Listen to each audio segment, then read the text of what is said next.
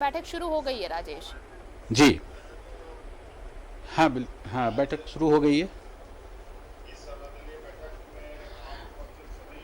चलिए, मैं चाहूंगी राजेश, अगर कैमरामैन को ये कहें कि वो जूम करें तो जरा दर्शक और क्लियर देख पाएंगे ये जो बैठक चल रही है।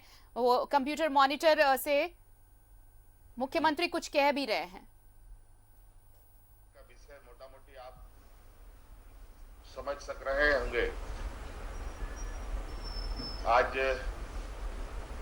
कोरोना वैश्विक महामारी को लेकर के आज ये हम लोगों ने आप सभी लोगों से सलाह मशवरा, आप लोगों से राय जानने के लिए आज सर्वदलीय बैठक की बुलाई है। इसमें उपस्थित हमारे कांग्रेस की तरफ से आदरणीय मंत्री रामेश्वर राव जी, झारखंड मुक्ति मोर्चा से सुप्रियो जी, यहाँ उपस्थित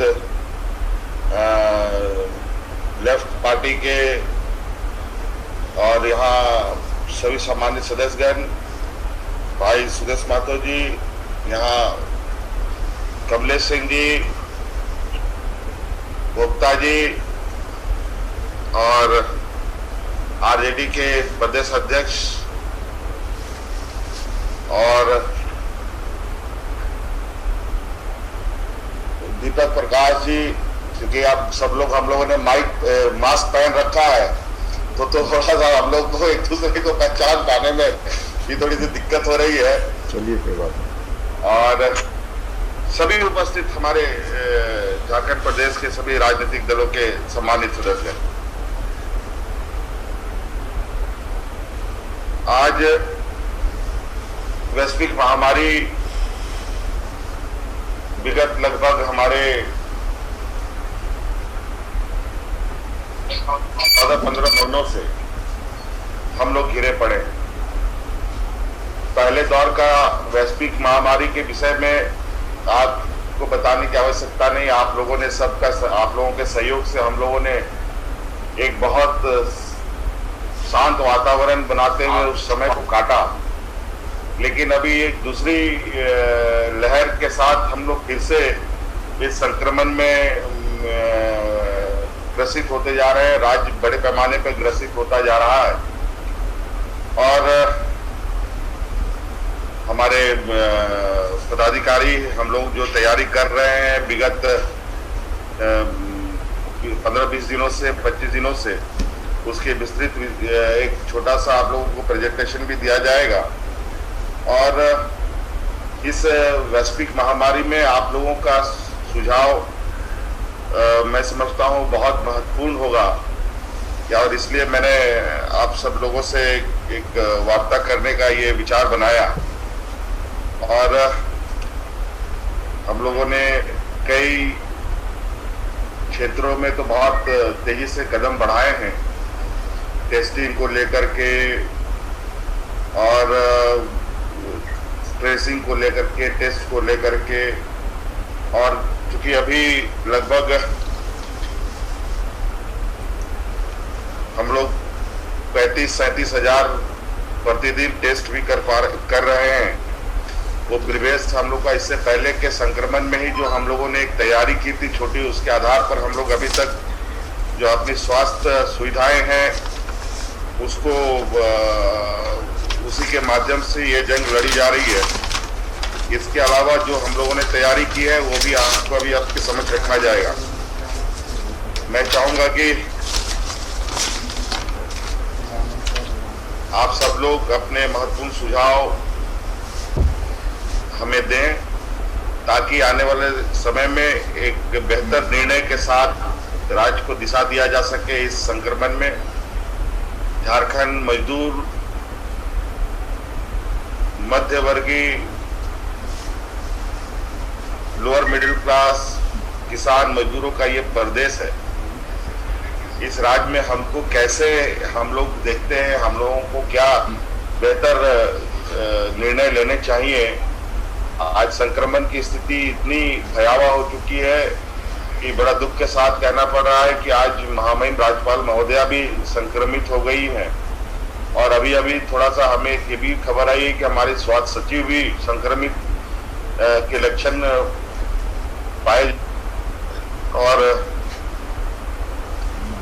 इस तरीके से कई लोग, हमारे कुछ माननीय विधायक लोग भी संक्रमित हुए हैं। अभी अभी हम लोगों ने भारतीय जनता पार्टी के इंद्रजीत माथा साहब को चेन्नई के लिए रवाना किया। वो यहाँ से एयरलिफ्ट करके उनको भेजा गया है और हम चाहेंगे कि सभी लोग जल्द से जल्द ठीक हों। इसके लिए मौजूदा हालात को ध्यान में रखते हुए कई अलग अलग राय इधर सब जगहों से आ रही हैं। मैं समझता हूं कि आप प्रमुख सदस्यगण विशेष सुझाव दें ताकि हम लोग एक बेहतर निर्णय ले पाएं। तो इसलिए तो हम लोग शुरू करते हैं। तो पहले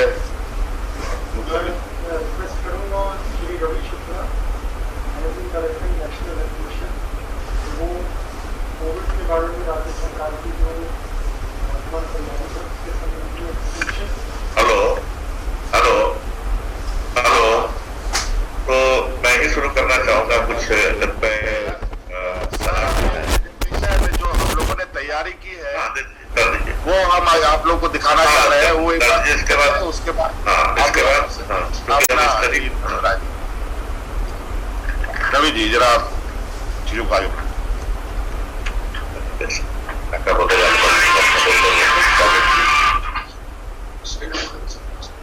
ऐसे रखें के माध्यम से देखा जा सकता है। इसके माध्यम से हम लोगों ने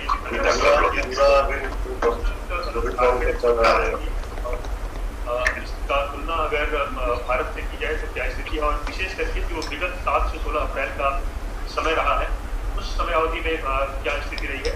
उदाहरण के तौर पर जो सक्रिय संक्रमित केस या एक्टिव केसेस की कुल संख्या है, झारखंड में कुल संख्या 23,045 है और इसमें से अधिकांश संख्या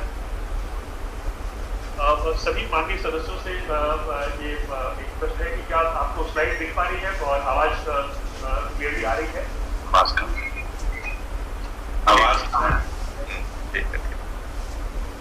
ठीक है, आवाज तो आ रही है। स्लाइड विजुअल है, प्रेजेंटेशन दिख रहा है। आवाज थोड़ा चार्ट नजर आ रहा है। Thank you so much.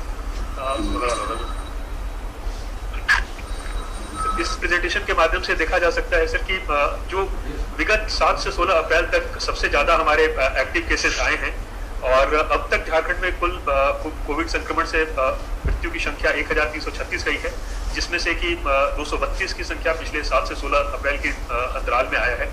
हमारी अगर कुल मृत्यु दर देखी जाए तो 0.87% है और विगत 7 से 16 अप्रैल के समय अवधि में ये 0.91% रही है।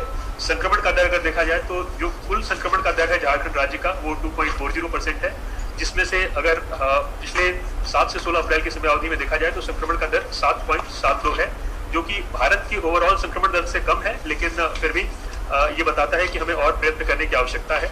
Next slide please. सर, जैसा कि आपका सतत निर्देश रहा है कि हम लोग सैंपल की जांच में प्रगति लाएं और अधिक से अधिक संख्या में जांच करें, जिससे कि जो कोविड से संक्रमित व्यक्ति हैं उनकी अर्ली स्टेज पर उनको चिन्हित किया जा सके, उन्हें डिटेक्ट किया जा सके और साथ ही साथ उन्हें आइसोलेट करके उनका ट्रीटमेंट प्रारंभ किया जा सके। इस स्लाइड के माध्यम से ये दिखाया गया है कि पूर्व में जहां एक दिन में 12,000 से 15,000 टेस्ट हुआ करते थे, उसको बढ़ा करके जैसे में हम लोगों ने 35 से 40,000 तक टेस्ट पिछले एक हफ्ते में करने का प्रयास किया है, जिसको आगे आने वाले समय में और इसमें वृद्धि करने के लिए प्रयास किए जा रहे हैं। Next slide. ये स्लाइड बताता है कि किस प्रकार से झारखंड राज्य में आत्मनिर्भर होते हुए और जो आरटीपीसीआर लैब और उसके संबंधित इक्विपमेंट्स हैं, उसके संबंधित मशीन है, उसकी उपलब्धता को सुनिश्चित की गई है। जब कोविड-19 संक्रमण का आगाज हुआ था तो उस समय हमारे राज्य में एक भी ऐसा लैब नहीं था जहां आरटीपीसीआर के माध्यम से कोविड की जांच की जा सके, लेकिन काफी कम समय के अंतराल में लैब की स्थापना की गई और आज वस्तुस्थिति ये है कि पूर्व के 2 लैब से हमारे यहाँ 7 सरकारी लैब फंक्शनल हैं। इसी प्रकार से पूर्व में जहां हमारे पास एक भी आरएनए एक्सट्रैक्शन मशीन नहीं था और केवल 2 आरटीपीसीआर मशीन थी, आज की तिथि में हमारे पास कुल 21 आरटीपीसीआर मशीन उपलब्ध है और कुल 24 आरएनए एक्सट्रैक्शन मशीन उपलब्ध है और इसकी संख्या में आने वाले समय में और वृद्धि करने के लिए प्रयास किया जा रहा है। वेंटिलेटर के ये स्लाइड बताता है कि झारखंड में जो डेली बेसिस पर केसेस आ रहे हैं उसकी ट्रेजेक्टरी क्या है, उसका पथ क्या है। तो जैसा कि हम देख सकते हैं कि हमें क्लियर यहाँ पर 2 वेव दिख रहे हैं। पहला वेव जो है हमारा वो 31 अगस्त 2020 के आसपास था, जबकि एक दिन में सबसे अधिक 3,331 केसेस आए थे। लेकिन अब हम उस स्थिति से आगे निकल चुके हैं। एक दिन में हमारे यहाँ 3,480 केसेस भी आ चुके हैं और ये बताता है कि केसेस की संख्या में किस प्रकार से लगातार वृद्धि हो रही है। Next slide please. ये स्लाइड बताता है कि कुल एक्टिव केस या कुल सक्रिय केस की स्थिति क्या रही है। पुराने पीक में एक समय में हमारे राज्य में 4 सितंबर को लगभग 15,545 केस थे, जो कि सर्वाधिक एक्टिव केसेस का नंबर था। अभी वर्तमान में ये संख्या लगभग 23,000 तक पहुंच चुकी है। Next please. जैसे जैसे केसेस की संख्या बढ़ रहे हैं वैसे झारखंड में बेड की स्थिति में भी सुधार किया जा रहा है। और इस स्लाइड के माध्यम से देखा जा सकता है कि हमारे यहाँ पूरे झारखंड में अगर देखा जाए तो बेड की उपलब्धता पर्याप्त है वर्तमान में, और विभिन्न कैटेगरीज में हमारे पास इस समय बेड भी उपलब्ध है। ये भी देखा जा सकता है कि 1 अप्रैल से लेकर के और 16 अप्रैल के बीच में विभिन्न कैटेगरीज ऑफ बेड्स में, जैसे सामान्य बेड, ऑक्सीजन सपोर्टेड बेड और ऐसे आईसीयू बेड जिसमें वेंटिलेटर नहीं है, और इसके अलावा वेंटिलेटर बेड, इनकी संख्या में किस प्रकार से वृद्धि की गई है। उदाहरण के तौर पर सामान्य बेड की संख्या 1 अप्रैल को 7,200 थी, जिसे बढ़ा करके 16 अप्रैल तक 9,707 कर लिया गया है। इसी प्रकार से ऑक्सीजन सपोर्टेड बेड की संख्या 1,459 थी, जिसे बढ़ा करके 3,802 कर लिया गया है। और ऐसे आईसीयू बेड जिनमें की नॉन इन्वेसिव वेंटिलेटर यूज की जा सकते हैं और ये काफी कारगर साबित हो रहे हैं लोगों की प्राण रक्षा में। ये जहां हमारे पास कुल 481 थे 1 अप्रैल को, आज की तिथि में हमारे पास ऐसे 2,077 बेड उपलब्ध हैं। और वेंटिलेटर की संख्या भी जहां पूर्व में फंक्शनल केवल 502 थे, आज की तिथि में 634 फंक्शनल वेंटिलेटर राज्य में उपलब्ध हैं।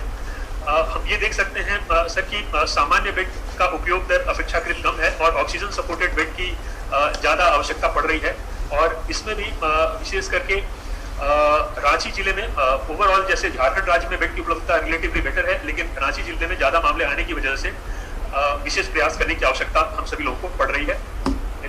इसलिए रांची जिले की विशेष चर्चा करते हुए सर कि हम लोग देख सकते हैं कि पूर्व में जहां 1,500 से 2,000 टेस्ट पर डे हुआ करते थे, अब हम लोग 10,000 से अधिक टेस्ट पर डे कर रहे हैं रांची जिले में। और ये लक्ष्य है कि आने वाले समय में लगातार लगभग 13,000 तक टेस्ट हम लोग रांची जिले में करें। और ये टेस्ट जितना ज्यादा होगा उतना ही एक्टिव केसेस और फ्रेश केसेस के डिटेक्शन का जो कर्व है उसके फ्लैट होने के चांसेस होंगे। इसके लिए विशेष प्रयास किए जा रहे हैं। इसी प्रकार से सर रांची जिले में चूंकि लगातार केसेस की संख्या बढ़ रही है, ऐसे में बेड की संख्या उपलब्ध कराने के लिए भी विशेष प्रयास किए जा रहे हैं। पहले चार्ट से हम लोगों ने दिखाया है कि सभी अस्पताल जो रांची में उपलब्ध हैं उनमें कुल बेड की स्थिति कैसी है। 1 अप्रैल को अगर हम देखें तो नॉर्मल बेड की स्थिति क्या थी और उसके बाद से 16 अप्रैल को क्या है। सिमिलरली ऑक्सीजन सपोर्टेड बेड जो 404 थे 7 अप्रैल को 614 हुए और अभी 16 अप्रैल को 923 हैं केवल रांची जिले में। आईसीयू बेड जो कि बिना वेंटिलेटर के हैं वो 138 थे, बढ़ करके 157 हुए 7 अप्रैल को, और अभी 163 फंक्शनल है जिसको आगे और भी बढ़ाया जा रहा है। सिमिलरली सर वेंटिलेटर की संख्या 57 थी जिसको बढ़ा करके 59 और फिर आगे चल करके 62 किया गया है। इसके अलावा सर रिम्स और सदर अस्पताल की अगर हम बात करें तो जो कि इस फिगर में इंक्लूडेड नहीं है, तो उसमें भी बेड की संख्या बढ़ाई गई है। और जो सबसे क्रिटिकल इसमें ऐसे आईसीयू बेड हैं जिनमें की वेंटिलेटर नहीं है, उनकी संख्या पूर्व में रिम्स और सदर अस्पताल में 0 थी, जिसे प्रारंभ में 5 और अभी 35 ऐसे बेड हमारे फंक्शनल हैं। इसी प्रकार से वेंटिलेटर की संख्या भी 390 से बढ़ाते हुए 138 तक की गई है और कुल जो बेड है उसकी संख्या 387 से बढ़ा करके 599 और अभी वर्तमान में 829 बेड इन दोनों अस्पतालों में उपलब्ध है। अगले स्लाइड के माध्यम से आप लोगों ने टीकाकरण की स्थिति दिखाई है। टीकाकरण में झारखंड राज्य का प्रदर्शन अपेक्षाकृत संतोषजनक रहा है। हेल्थ केयर वर्कर के टीकाकरण में पूरे राष्ट्र में हमारा दूसरा स्थान है। फ्रंटलाइन वर्कर के वैक्सीनेशन में टीकाकरण में भी हमारा जो औसत है वो राष्ट्रीय औसत से बेहतर है। इसके अलावा जो 45 वर्ष से अधिक आयु वर्ग के लोग हैं उनके वैक्सीनेशन में भी हमारे यहाँ अच्छी प्रगति की गई है और इसके लिए विशेष करके पंचायत स्तर पर अभियान चलाए गए हैं ताकि पंचायत स्तर पर लोगों का टीकाकरण किया जा सके और एक्सेसिबिलिटी और अफोर्डेबिलिटी की कोई समस्या वैक्सीनेशन के क्रम में ना आए। इसमें संतोषजनक बात यह है कि झारखंड राज्य का जो टीके लगाने के क्रम में वेस्टेज का औसत है वो राष्ट्रीय औसत से कम है। माननीय मुख्यमंत्री महोदय, आपके नेतृत्व में कुछ महत्वपूर्ण निर्णय विगत समय में, चूंकि ये पूरी परिस्थिति काफी डायनेमिक है जिसमें त्वरित निर्णय लेने की आवश्यकता पड़ती है और इसमें जो महत्वपूर्ण निर्णय लिए गए हैं उनमें से 2 कोवास मशीन जिसकी क्षमता एक बार में 1400 टेस्ट करने की है तथा जिससे जो जांच की पूरी प्रक्रिया है वो सरल हो जाती है, ये निर्णय लिया गया है और इससे आने वाले समय में हमारे सैंपल जांच की क्षमता बढ़ेगी और झारखंड राज्य RT-PCR जांच में और अन्य प्रकार के जांचों में भी और अधिक आत्मनिर्भर बन सकेगा। इसी प्रकार से कुल 8 नए RT-PCR लैब की स्थापना का निर्णय लिया गया है। RT-PCR जांच बढ़ाने के लिए वर्तमान में आउटसोर्सिंग के तहत निजी लैब की भी सेवा ली जा रही है। निजी अस्पतालों में 50% बेड को कोविड-19 के इलाज के लिए आरक्षित किया गया है। रिम्स और सदर अस्पताल में कोविड बेड की संख्या में वृद्धि की गई है और इसमें लगातार वृद्धि करने का प्रयास किया जा रहा है। सभी जिलों के उपायुक्तों के साथ आपकी अध्यक्षता में एक वीडियो कॉन्फ्रेंसिंग हुई जिसमें उन्हें स्पष्ट निर्देश दिया गया कि कोविड बेड की संख्या बढ़ाई जाए और लोगों को किसी प्रकार की असुविधा ना हो, ये सुनिश्चित किया जाए। बेड क्षमता बढ़ाने के साथ साथ उनको ऑक्सीजन सपोर्ट और मरीजों की आवश्यकता के अनुसार सपोर्ट उपलब्ध कराने के लिए high flow nasal cannula, B type, D type cylinder और वेंटिलेटर भी उपलब्ध कराए जा रहे हैं। Next please. इसी प्रकार से होम आइसोलेशन में रह रहे व्यक्तियों के लगातार अनुश्रवण और अनुवीक्षण के लिए व्यापक प्रयास किए जा रहे हैं। उनके बीच में मेडिकल किट के वितरण का भी कार्य किया जा रहा है जिससे कि होम आइसोलेशन में उन्हें आवश्यक मेडिसिन मिल सके। कोविड संक्रमण के प्रबंधन के लिए राज्य स्तर से प्रत्येक जिला के लिए एक वरिष्ठ नोडल पदाधिकारी को नामित किया गया है जिनके माध्यम से सतत रूप से स्थिति पर नजर बनाई रखी जा रही है। राज्य में ऑक्सीजन की कमी ना हो और ऑक्सीजन की समुचित उपलब्धता सभी वांछित जगहों पर सुनिश्चित की जा सके, इसके लिए एक ऑक्सीजन टास्क फोर्स का गठन किया गया है। वर्तमान में राज्य की जो ऑक्सीजन उत्पादन क्षमता है वो लगभग 390 मीट्रिक टन है जिसके विरुद्ध 310 मीट्रिक टन का उत्पादन किया जा रहा है। वर्तमान में हमारी आवश्यकता लगभग 80 से 85 मीट्रिक टन पर डे की है और आने वाले समय में अगर अधिक आवश्यकता हो तो उसकी पूर्ति के लिए भी विशेष प्रयास किए जा रहे हैं। कुल मिलाकर के राज्य में अभी तक टीकाकरण की अगर हम बात करें तो 23,54,176 व्यक्तियों को कल रात तक प्रथम डोज दिया जा चुका था और कुल 2,126 टीकाकरण के केंद्रों पर टीकाकरण का कार्य किया जा रहा था। राज्य में कोरोना संक्रमण के प्रादुर्भाव और प्रचार प्रसार को रोकने के लिए कुछ नियंत्रण भी लागू किए गए हैं जिनमें शादी और श्राद्ध को छोड़ करके सभी प्रकार की गैदरिंग पर रोक लगाई गई है। सभी school, park, gym, swimming pool, मेला, जुलूस आदि पर भी नियंत्रण किया गया है। दुकानों और रेस्टोरेंट को 8 बजे के बाद बंद रखने का निर्देश दिया गया है और जो विशेष प्रयास मास्क को पहनने के लिए 2 गज की दूरी के नियम को पालन करने के लिए वो किया जा रहा है और राज्य स्तर से सभी जिलों में इसके लिए विशेष अभियान चलाए जाने का भी निर्देश दिया गया है।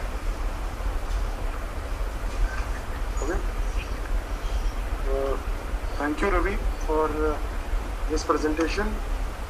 मैं सबसे पहले आमंत्रित करना चाहूँगा श्री दीपक प्रकाश जी, अध्यक्ष भारतीय जनता पार्टी, कि वे अपने विचार व्यक्त करें। श्री दीपक प्रकाश। बहुत बहुत धन्यवाद हमारे सम्मानित मुख्यमंत्री जी को कि उन्होंने सर्वदलीय बैठक बुला करके लोकतंत्र में संवाद की भूमिका को निर्वाह करने का काम किया है। हम सब कोई जानते हैं कि हमारे सामने उपस्थित सभी राजनीतिक दल के हमारे सम्मानित अध्यक्षगण, साथ में हमारे मुख्य सचिव और सभी प्रशासनिक पदाधिकारी जो इस सेमिनार में, वेबिनार सेमिनार में उपस्थित हैं। आज झारखंड की जो स्थिति है वो भयावह है, इसको हम सब कोई स्वीकार करते हैं। एक विकृत स्वरूप ले लिया है महामारी ने और ऐसे समय में भारतीय जनता पार्टी इस सरकार के साथ पूरी मजबूती से साथ खड़ी है। हम विश्वास दिलाना चाहते हैं कि ऐसे समय में हम भारतीय जनता पार्टी आपके साथ रचनात्मक भूमिका अदा करने के लिए हम पूरी तरह से आपके साथ खड़े हैं और एक एक कार्यकर्ता पार्टी के कार्यक्रमों के अलावा सरकार के कार्यक्रमों को सफल बनाने में लगने का हम लोगों ने तय किया है। महोदय, मैं 5-7 मिनट में अपनी बातों को रखूंगा। मुझे विश्वास है कि एक तो सबसे पहला काम हमारे दृष्टिकोण से, हमारे पार्टी की ओर से हेल्पलाइन कम से कम जिला स्तर पर, हेल्पलाइन बनाने की जरूरत है, क्योंकि जो पेशेंट निकलता है घर से तो वो ओह पोह की स्थिति में रहता है कि कहाँ जाए, कहाँ पहुँचे, कहाँ बेड मिले, कहाँ नहीं मिलेगा। इसलिए हेल्पलाइन के माध्यम से हम सब लोग इस बीमारी, जो लोग बीमार हैं उनको सहयोग कर सकते हैं, उनके परिवार को सहयोग कर सकते हैं। दूसरा, हम लोग सब लोग जानते हैं कि ऑक्सीजन की कमी हम सब लोग देख रहे हैं, लेकिन राज्य में ऑक्सीजन का उत्पादन बहुत ही ज़्यादा है, यहाँ से दूसरे राज्य भी जाते हैं। कमी है तो सिर्फ टाटा उसके सिलेंडर्स की कमी है, उसके लगाने वालों की कमी है। तो मेरा अनुरोध होगा कि टाटा और जिंदल ऐसे हमारे यहाँ पर इस राज्य में बड़े उद्योगपति यहाँ उद्योग लगाए हुए हैं उनसे निवेदन करना चाहिए कि आप सिलेंडर का निर्माण करें, और इस भूमिका में हमको लगता है कि राज्य की सरकार थोड़ा सा टाटा स्टील और जिंदल से बात करेगी तो सिलेंडर लगाने का काम करेगी। उसी प्रकार जो आपने प्रिस्क्राइब किया दवाओं का, बहुत अच्छा, WHO, Bharat government of India और झारखंड सरकार ने जो प्रिस्क्राइब किया है दवाओं का, वो दवाएं रांची के बाजार में उपलब्ध नहीं है, और जिसके कारण काला बाजारी भी हो रही है उन दवाओं का। इसलिए मेरा आपसे निवेदन है कि जो आपके द्वारा, इस सरकार के द्वारा WHO, भारत सरकार के गाइडलाइन के अनुसार जो दवाएं का प्रिस्क्राइब किया, वो काला बाजारी ना हो, आम लोगों की उपलब्धता होनी चाहिए। उसी प्रकार से बेड की संख्या के संदर्भ में हम कह सकते हैं कि बेड की संख्या आपने बढ़ाया है, लेकिन वो हम कह सकते हैं कि आज की परिस्थितियों के लिए वो उपयुक्त नहीं है। हम और कैसे बेड बढ़ाएं, केवल बेड ही नहीं बढ़ाए, बल्कि माननीय मुख्यमंत्री जी, मैं आपसे अनुरोध करूंगा, बेड के साथ इंफ्रास्ट्रक्चर को हम कैसे बढ़ाने का काम करें। केवल झारखंड में रांची ही शहर नहीं, बल्कि 7 ऐसे जो जिले हैं जिसको आप लोगों ने टारगेट किया है, जहां पर सबसे ज्यादा महामारी का प्रकोप है, उन सभी जिलों पर हम सब लोगों को ध्यान देने की जरूरत है, पूरे प्रदेश में देने की जरूरत है। दूसरी बात हम कहें, घर में इलाज की व्यवस्था हम सब लोग ज्यादा से ज्यादा करें, जिनको जरूरत हो हॉस्पिटल में जाए, ये भी सच है। लेकिन सच ये भी है कि उन घर में रहने वाले पेशेंट का मॉनिटरिंग राज्य सरकार, और राज्य सरकार के साथ साथ कुछ ऐसे चिकित्सक, ऐसे डॉक्टर जो ऑडियो और वीडियो के माध्यम से उनको सलाह दें, जिससे क्या होगा कि घर में भी रह करके लोग इलाज कर सकते हैं और डॉक्टरों की निगरानी हो सकती है। हम कह सकते हैं इसको मॉनिटरिंग सिस्टम हम सब लोग कैसे करें, ये मेरा आप सब लोगों से अनुरोध है। साथ में HFMC आज वेंटिलेटर्स का वैकल्पिक व्यवस्था है HFMC, और HFMC को हम कैसे और तेजी से क्रय करें और कैसे हम और ज्यादा से ज्यादा राज्य में उसकी संख्या को बढ़ाएं। वेंटिलेटर्स की उपलब्धता कम है।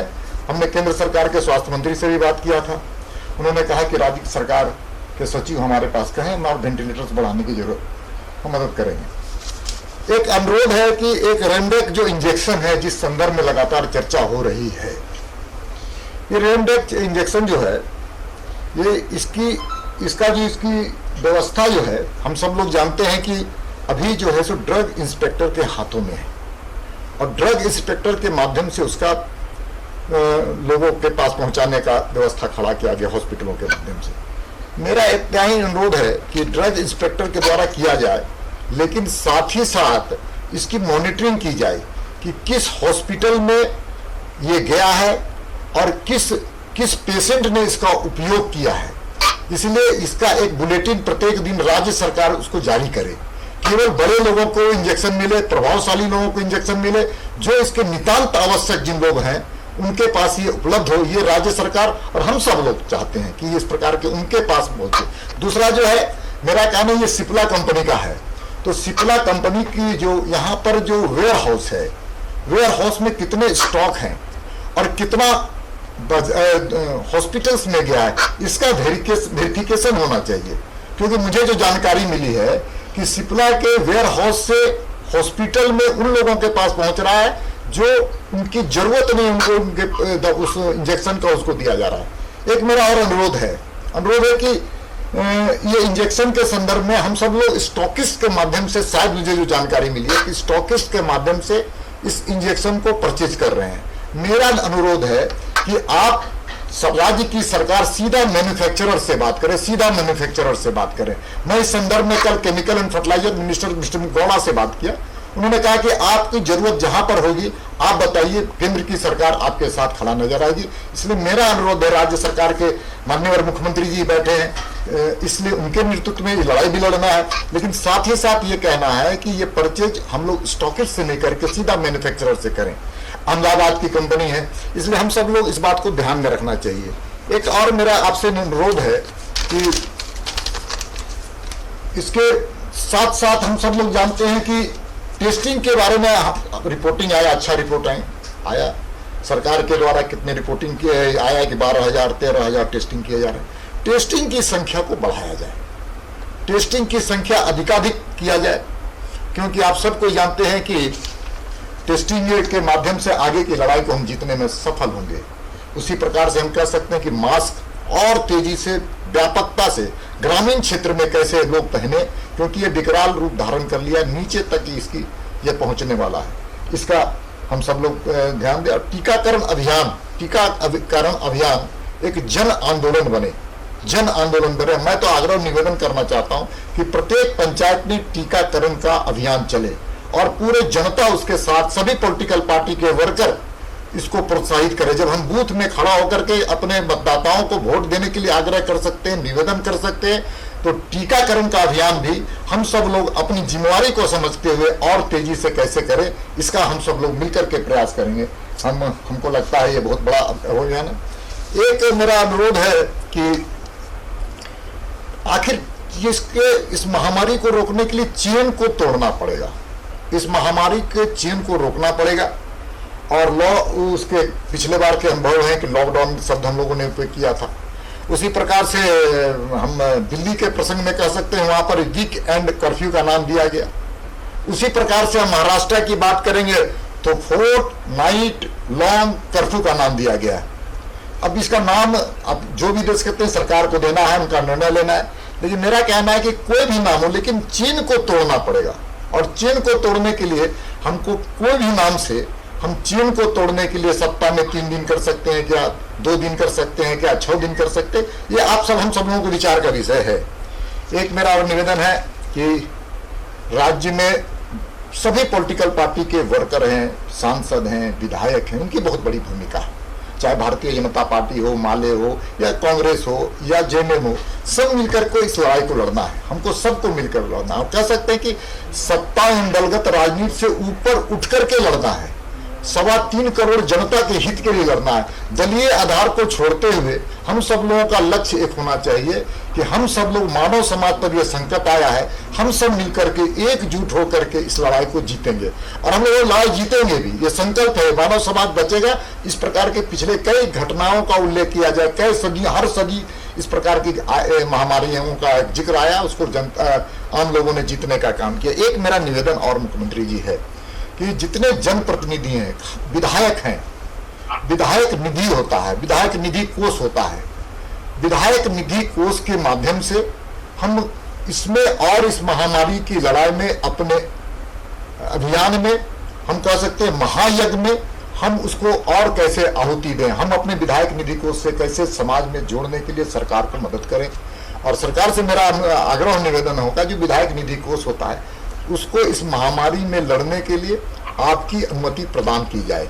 मुझे विश्वास है कि हम सब लोगों ने मिलकर के, हम सब लोग दलगत राजनीति से ऊपर उठ करके, और सत्ता आती और जाती है, हम लोग तो जानते हैं, कभी आपके पास कभी मेरे पास, लेकिन ये मानव समाज के पास संकट आया है और ये संकट को हम सब लोग मिलकर के लड़ेंगे। और भारतीय जनता पार्टी आपके साथ खड़ी है, सरकार के साथ खड़ी है इस लड़ाई में। आपको बहुत बहुत अभिनंदन। आपने इस प्रकार का, आप लोगों ने, मैं सर्वदलीय बैठक आपके नेतृत्व में बैठा है। मैं इतना ही कहना चाहता हूँ, केंद्रीय सरकार में जो मंत्री हैं, चाहे स्वास्थ्य मंत्री, उनसे भी हमने बात किया, उन्होंने सहयोग देने की बात की। केमिकल फर्टिलाइजर मिनिस्टर से भी बात किया, मेडिसिन के संदर्भ में उन्होंने भी सहयोग देने की बात की। ऑक्सीजन के संदर्भ में हमने भारत सरकार के मंत्री, जो ऑयल एंड नेचुरल गैस के मंत्री धर्मेंद्र प्रधान जी से बात किया, उन्होंने भी सहयोग देने की बात की। साथ ही साथ जो कोल, यहाँ पर जो कोल सब्सिडरी है कोल इंडिया की, उसके लिए मिनिस्ट्री ऑफ कोल के जो मंत्री हैं, उनसे भी प्रहलाद जी से भी बात की, उन्होंने भी सहयोग देने की बात की है। इसलिए हम सब लोग मिलकर के इस लड़ाई को लड़ेंगे। हर कोई यहाँ पर आपके साथ साझेदार के रूप में खड़ा होगा। भारतीय जनता पार्टी का विश्वास है कि ये संकट हम बहुत जल्द को दूर करेंगे। बहुत बहुत धन्यवाद मुख्यमंत्री जी। और अभी सभी तमाम जितने लोग आए हैं, सबको मिलकर के, साझा होकर के लड़ने की जरूरत है और हम सब लोग लड़ेंगे और मुझे विश्वास है कि जीतेंगे, जीतेंगे, जीतेंगे। Thank you sir. आपने बहुत बहुमूल्य सुझाव दिए और खास करके जो ये आश्वासन दिया कि आप सरकार के साथ हर कदम पर खड़े हैं, इसके लिए आपका बहुत बहुत शुक्रिया। अब मैं अनुरोध करना चाहूँगा श्री रामेश्वर उरांव जी, अध्यक्ष भारतीय राष्ट्रीय कांग्रेस, सर आप अपने विचारों से अवगत कराना चाहेंगे। श्री रामेश्वर उरांव जी।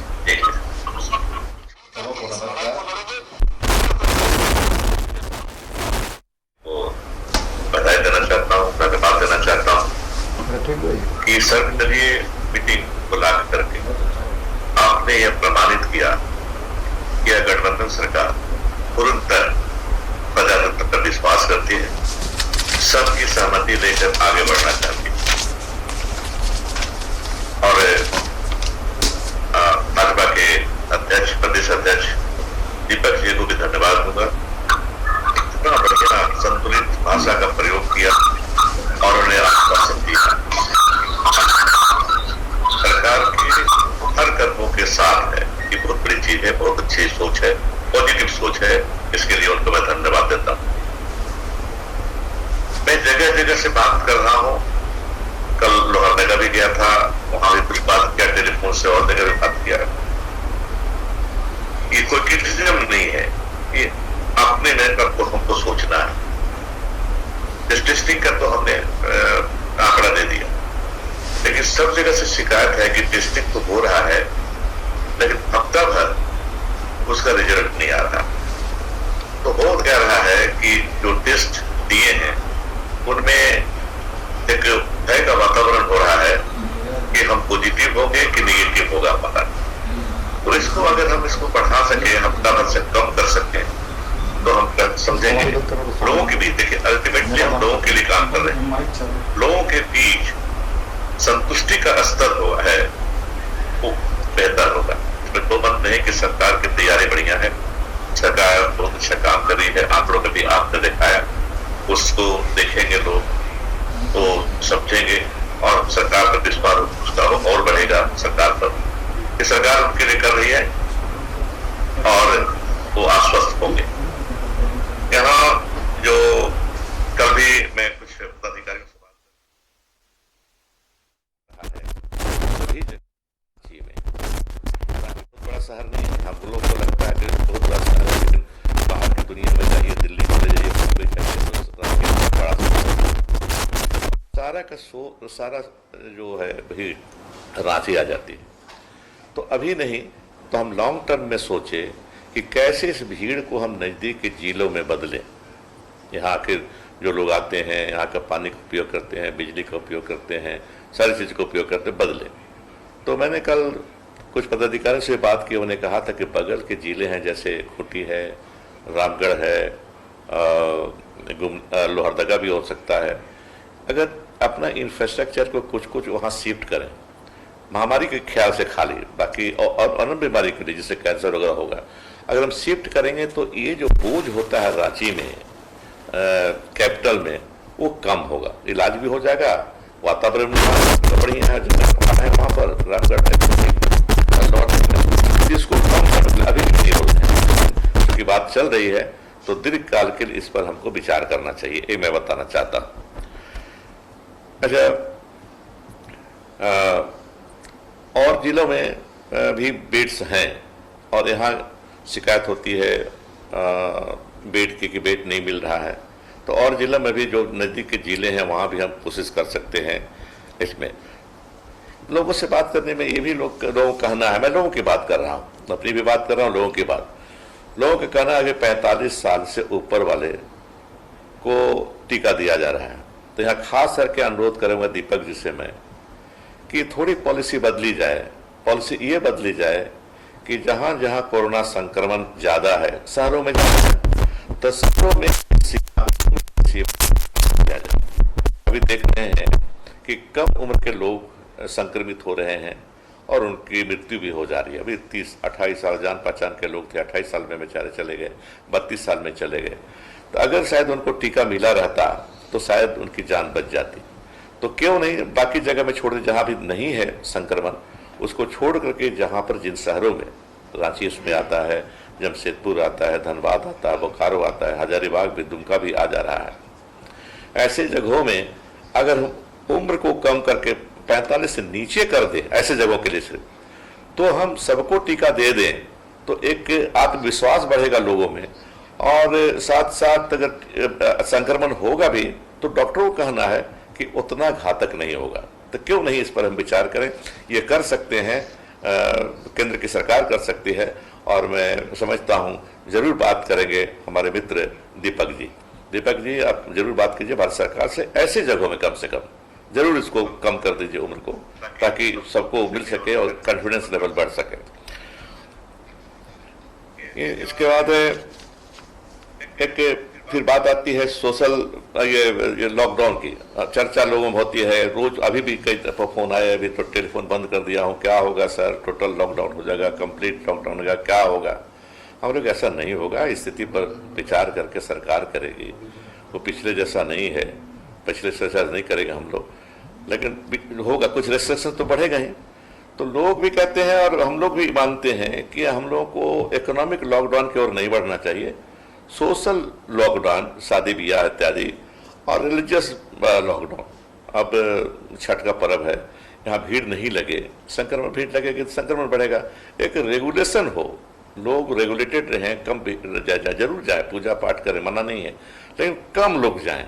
कम लोग जाएंगे तो संक्रमण का डर भी कम होगा मेरे ख्याल से। इसके बाद एक सलाह और अभी बात कर रहा था मैं चैम्बर ऑफ कॉमर्स से।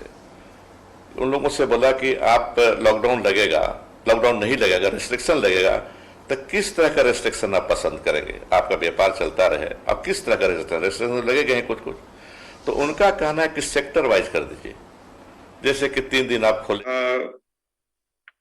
इसके बाद एक सलाह और अभी बात कर रहा था मैं चैम्बर ऑफ कॉमर्स से।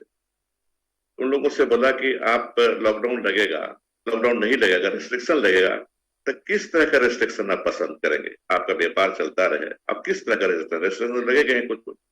तो उनका कहना है कि सेक्टर वाइज कर दीजिए, जैसे कि 3 दिन आप खोले क्लोथ सेक्टर को, कपड़ा सेक्टर को बंद कर दीजिए 3 दिन के लिए, 3 दिन के खोल दीजिए हार्डवेयर को। इसके बाद और इसी तरह से सेक्टर वाइज करके खोलिएगा तो हमको कोई एतराज नहीं होगा, हमारा व्यापार भी चलता रहेगा और हम सेग्रीगेशन में भी रहेंगे और चेन को तोड़ने में भी कामयाबी सरकार को, समाज को, देश को मिलेगी। तो इस पर भी हम विचार कर सकते हैं। और अभी है क्या कि बाहर से लोग आना शुरू हो गए। अभी गांव देहात से बात होती है लोग, तो महाराष्ट्र वगैरह से खास करके, गुजरात से खास करके जो चले भी गए थे हमारे प्रवासी मजदूर भाई, वो भय की वजह से, क्योंकि वहां ज्यादा फैल रहा है, भय की वजह से धीरे धीरे वापस आ रहे हैं। वापस आ रहे हैं तो गांव चले जा रहे हैं, गांव जा रहे हैं। अगर संक्रमित होकर आ रहे हैं तो फिर ये संक्रमण की जो है वो गांव में भी फैलेगा। तो हमें कोशिश करनी चाहिए कि हम उसको स्क्रीनिंग करें और जो पाए जाए संक्रमण तनी भी संदेह हो, तो पहले जैसा हम लोग किए थे, क्वारंटाइन किए थे, आइसोलेशन में रखे थे, वो व्यवस्था फिर से लागू हो जानी चाहिए जिलों में, जो अभी नहीं है, उसकी भी व्यवस्था होनी चाहिए। फिर अभी से ही तैयारी हमारी होनी चाहिए, सरकार को करना चाहिए कि जो आ रहे हैं तो गरीब लोग हैं, उन रोजगार छोड़ कर आ रहे हैं, रोजगार चाहिए। तभी से हम कैसी व्यवस्था कर सकते हैं कि रोजगार उनको कुछ समय के बाद दे सके। मनरेगा का काम चल रहा था, आलमगीर आलम से बात हो रही थी, 5 लाख मैंडेज रोजाना लोगों को मिल रहा है, वो ठीक है, लेकिन और भी व्यवस्था अगर कर सके तो सरकार को इस पर सोचना चाहिए, मैं ये कहना चाहूंगा। फिर एक सलाह आ रही है कि अभी डॉक्टर की कमी हो रही है, कुछ इन्फेक्टेड भी हो रहे हैं। खुद रिम्स में ही बात हो रही थी तो बोला कि हमारे डॉक्टर इन्फेक्टेड हो गए, नर्सेस इन्फेक्टेड हो गए। तो सलाह आई कि जो फाइनल ईयर में एमबीबीएस के लड़के पढ़ रहे हैं, नर्सेस जो है फाइनल ईयर में जो है, वो हम लगाएं इस काम के लिए, तो डॉक्टर की कमी नहीं रहेगी, नर्सेस की कमी नहीं रहेगी। तो सरकार इस पर भी विचार कर सकती है। फिर ये भी सलाह आ रही है लोगों की कि जैसे पहले बड़ा बड़ा कंटेनमेंट जोन बनाए थे, उसकी जरूरत नहीं है उस तरह का भी, लेकिन जहां और रजिस्ट्रा भी हमने रांची में किया, मेकन कॉलोनी में किया, माइक्रो कंटेनमेंट जोन रखा, मेकन कॉलोनी को खाली रखा, उस तरह से जहां ज्यादा हो रहा है इंसिडेंस, जहां मिले तो उसको हम लोग कंटेनमेंट जोन घोषित कर सकते हैं, आवाजाही वहां से बंद कर सकते हैं ताकि चला गया आवाजाही लोगों का बंद रहे कुछ दिन के लिए, तो इससे चेन तोड़ने में आसानी होगी। तो कहाँ गए, बंद हो गया क्या? चालू है। और फिर सरकार निर्णय लेगी ही। कल गए थे तो लोग लोहरदगा में बोले कि सर आंगनबाड़ी को बंद कर दीजिए, लेकिन पहले जो व्यवस्था थी बच्चों को घर में ही अनाज पहुंचाने का, वो व्यवस्था कर, तो सरकार को इस पर भी विचार करना चाहिए। सरकार कर रही होगी, लेकिन चूंकि लोगों ने कहा तो मेरा फर्ज बनता है कि लोगों की क्या थिंकिंग है गांव देहात में, इसलिए मैं बोल रहा हूँ। तो ज्यादा नहीं बोलूंगा और लोगों का मैं भी सुनूंगा। अभी इतना ही विचार दे रहा हूँ, बाद में और विचार आएंगे तो जरूरत पड़ेगी तो मैं भी कुछ बोल सकूंगा बाद में, लेकिन अभी इतना ही बोलकर बात को समाप्त कर रहा हूँ। बहुत धन्यवाद। धन्यवाद सर अपने बहुमूल्य विचारों के लिए। आपने ठीक कहा सर कि माइग्रेंट लेबर जो आ रहे हैं हमारे लिए बहुत बड़ा चैलेंज है और उससे गांव में भी कोविड फैलने का खतरा है सर। हम उस चैलेंज को प्रॉपर प्रोटोकॉल के साथ टैकल करेंगे। अब मैं अनुरोध करना चाहूंगा श्री सुप्रियो भट्टाचार्य, महासचिव झारखंड मुक्ति मोर्चा से, कि अपने विचारों से हमें अवगत कराएं। श्री सुप्रियो भट्टाचार्य जी।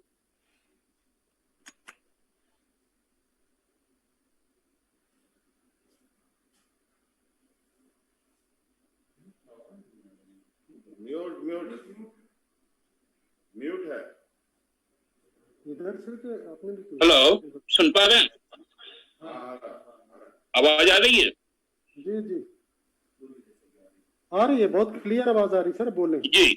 सबसे पहले तो मैं धन्यवाद देता हूँ माननीय मुख्यमंत्री जी को।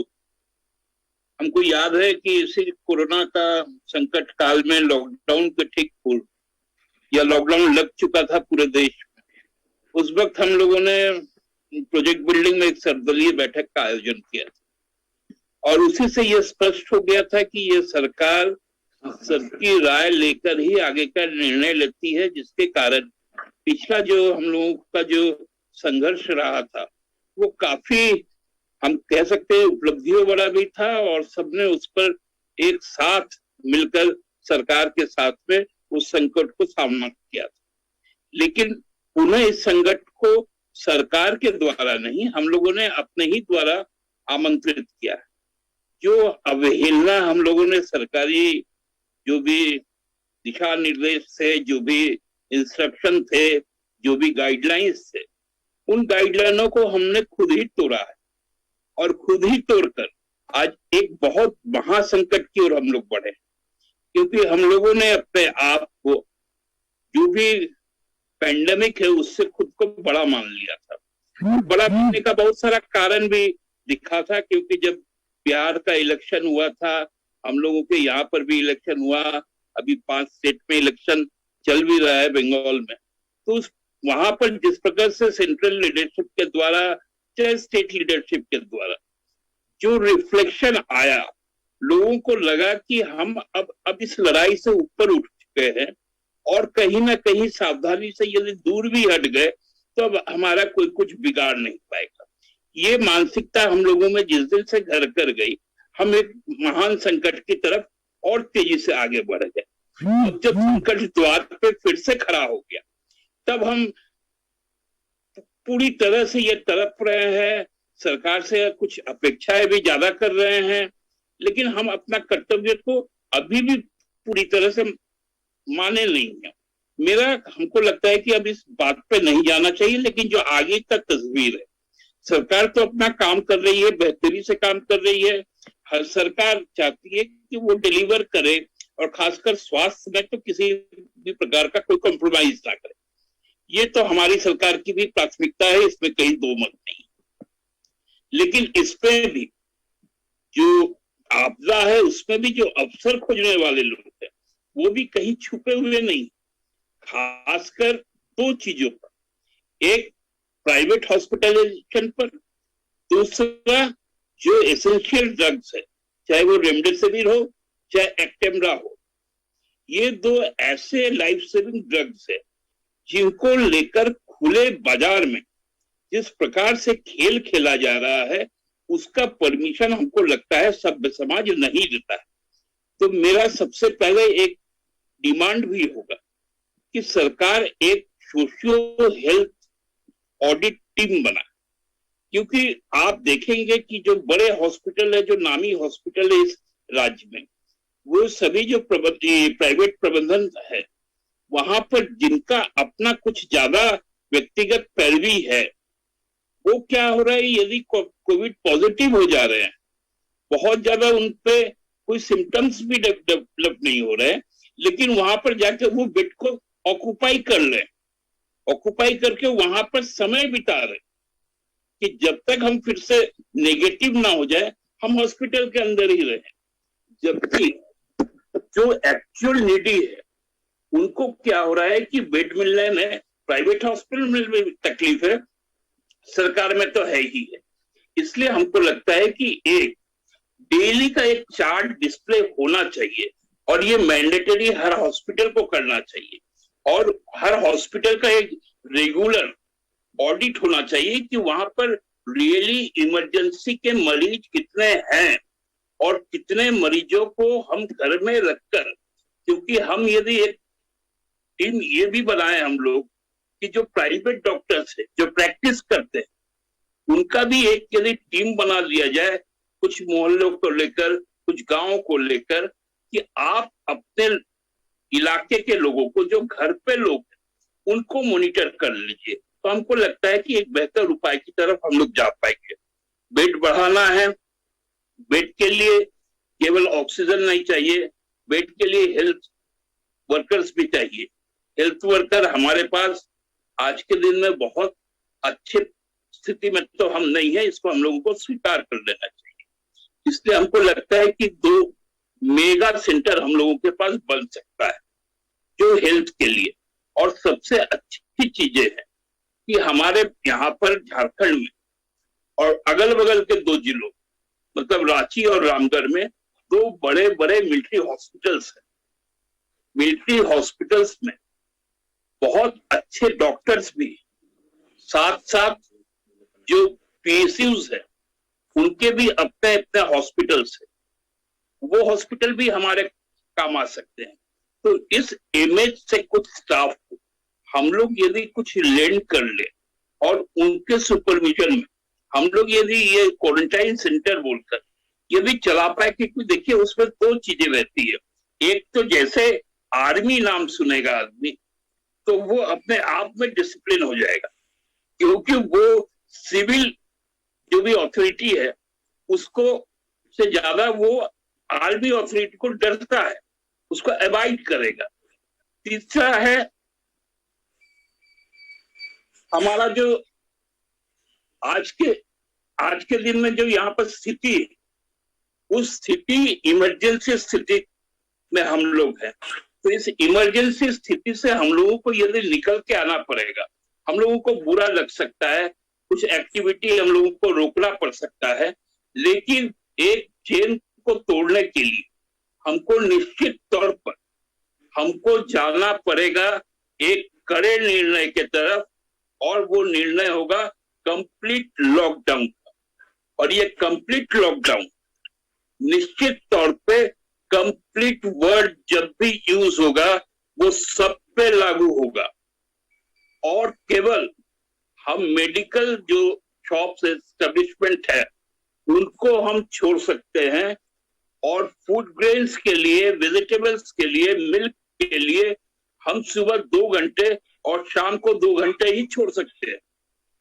हमको मालूम है कि इससे लोगों को बहुत ज्यादा तकलीफ होगी, और ज्यादातर तकलीफ उनको होगी जो रोज कमाने खाने वाले लोग हैं, लेकिन उसके प्रति भी सरकार संवेदनशील है। पिछले बार भी हम लोगों ने किसी को भूखे सोने नहीं दिया था, किसी को भूखे जाने नहीं दिया था। उस संकल्प को हम लोग फिर से दोहरा सकते हैं। और तीसरा है कि हम लोग जब भी लॉकडाउन से जब बाहर आए तो वो लॉकडाउन से कंप्लीट एक साथ बाहर ना आ जाए, उसमें भी फेज आउट करके निकले। क्योंकि रामेश्वर बाबू ठीक बोल रहे थे कि बार बार एक तरफ से आ जा रहा है कि रामेश्वर बाबू बोलते रहे कि लॉकडाउन नहीं लगेगा आज की स्थिति में। ठीक है, ये आपके विचार हो सकते हैं, लेकिन आज का ये है कि अपर बाजार में लोगों ने खुद से अपने प्रतिष्ठानों को बंद रखा है। शास्त्री मार्केट ने खुद से अपने प्रतिष्ठानों को बंद करने का निर्णय लिया है। ये सेल्फ लॉकडाउन की प्रक्रिया अब शुरू हो चुकी है। हेलो, थोड़ा जल्दी कंक्लूड करें सर, समय ज्यादा।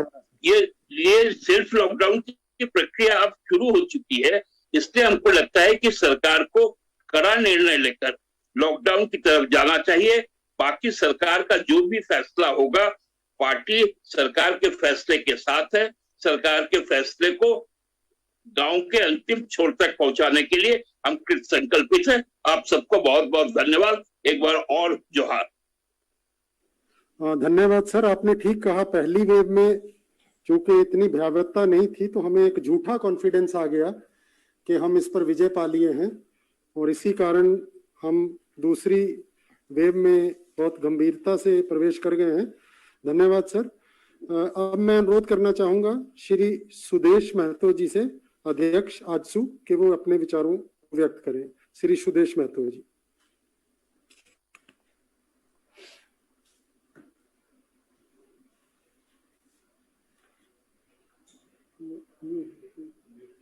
म्यूट है आपका। मेरी आवाज आ रही है? जी एकदम क्लियर आवाज आ रही है? जी आ रही है एकदम। मैं आदरणीय सचिव जी का धन्यवाद देता हूँ, और आदरणीय मुख्यमंत्री जी, आपने एक बहुमूल्य राज्य के लिए दलीय रूप से राजनेताओं की राय के लिए बैठक बुलाई है। तो जो स्थिति है ये हम सभी लोग वाकिफ हैं। राज्य के अंदर जो परिस्थितियां कोरोना के दूसरे वेव का तैयार हुआ है, अभी बहुमूल्य विचार आप सभी दलीय नेताओं का हम लोगों ने सुना। मैंने विभाग के दिए हुए डाटा को भी और तैयारी को भी जो दिखा देखने का काम किया है। भी प्रैक्टिकली हम सभी लोग को होना पड़ेगा। इसमें दो महत्वपूर्ण विषय हैं। जो लोग कोविड में हैं उनका बेहतर इलाज हो, और कोविड ना हो इसके लिए इस चेन को तोड़ा जाए। हम सभी लोग विदित हैं कि प्रथम बार जब कोविड इस देश में प्रवेश किया, विश्व में आया, तब सबके लिए नया था। लेकिन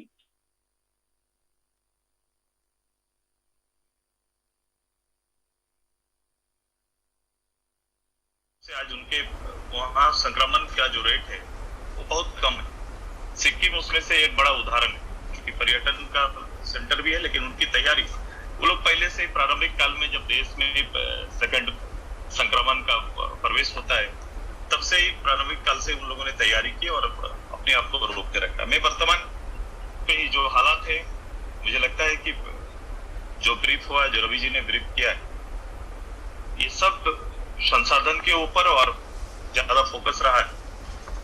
ये स्वीकार हम सबको करना पड़ेगा कि अगर इतने संसाधन और इसका बेहतर मॉनिटरिंग होता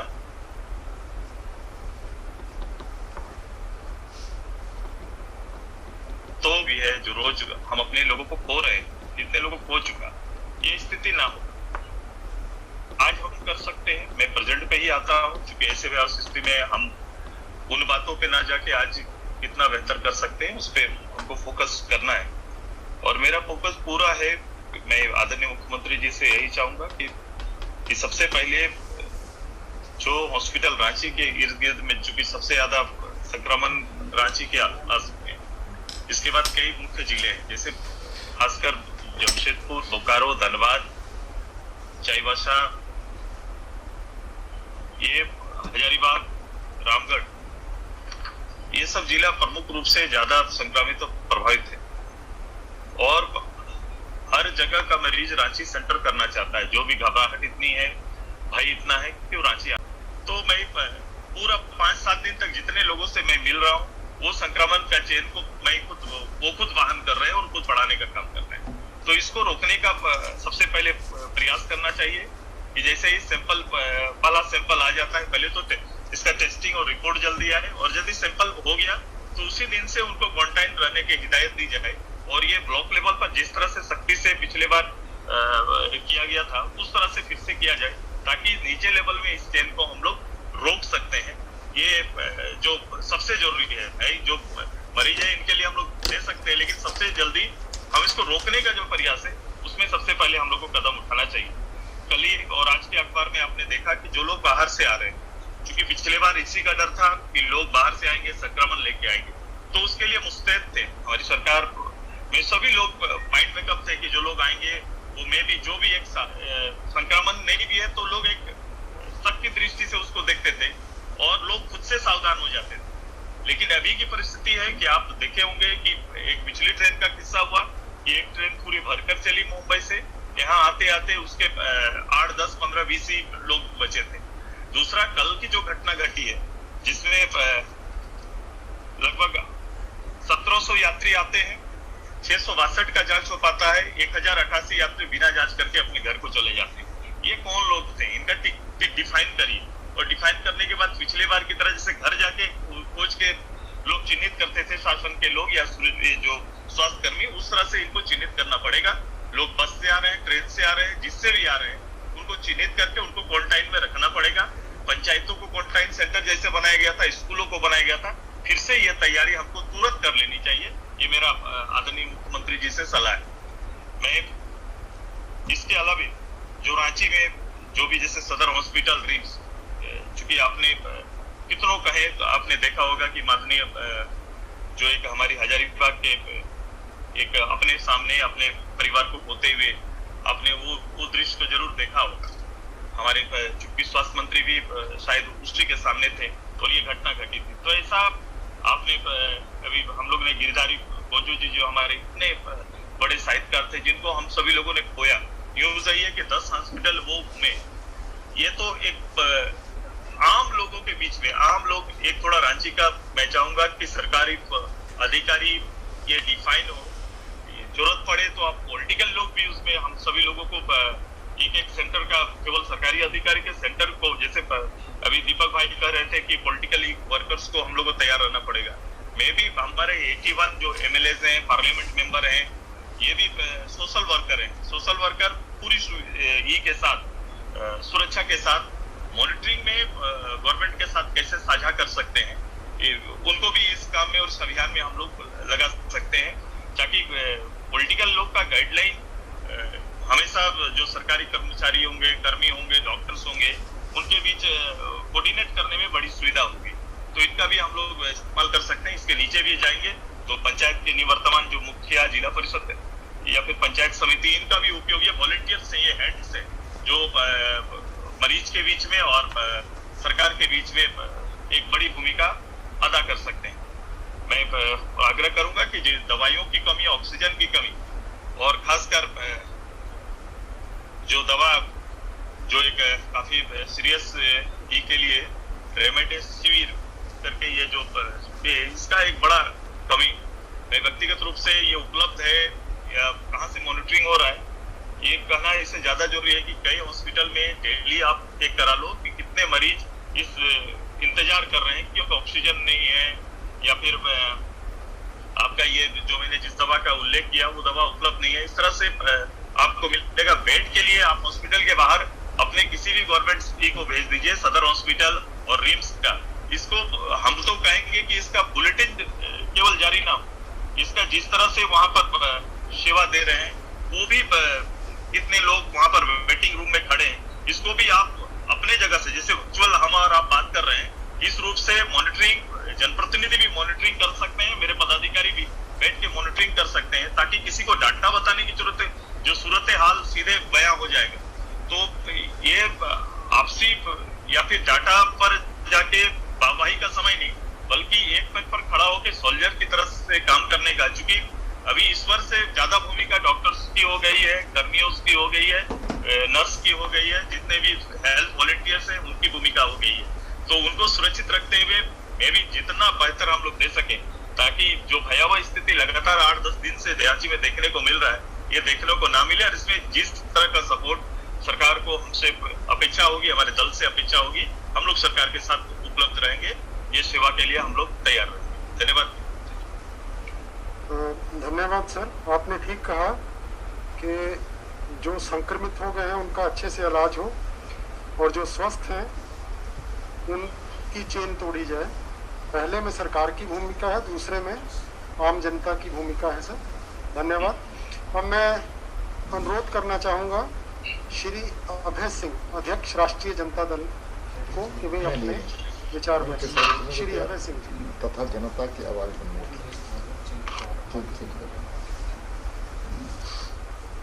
धन्यवाद चीफ सेक्रेटरी महोदय।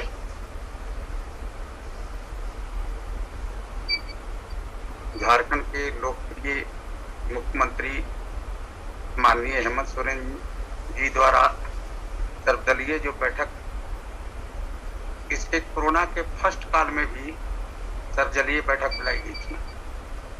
इसके अब लॉकडाउन 2 में भी सर्वदलीय बैठक बुलाई गई है।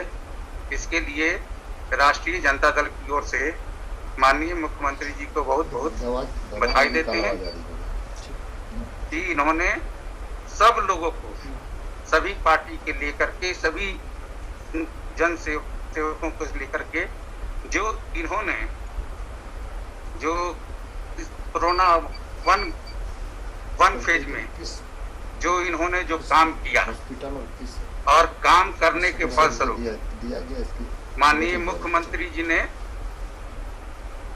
पूरे देश में सबसे अव्वल काम करने का दर्जा प्राप्त किया।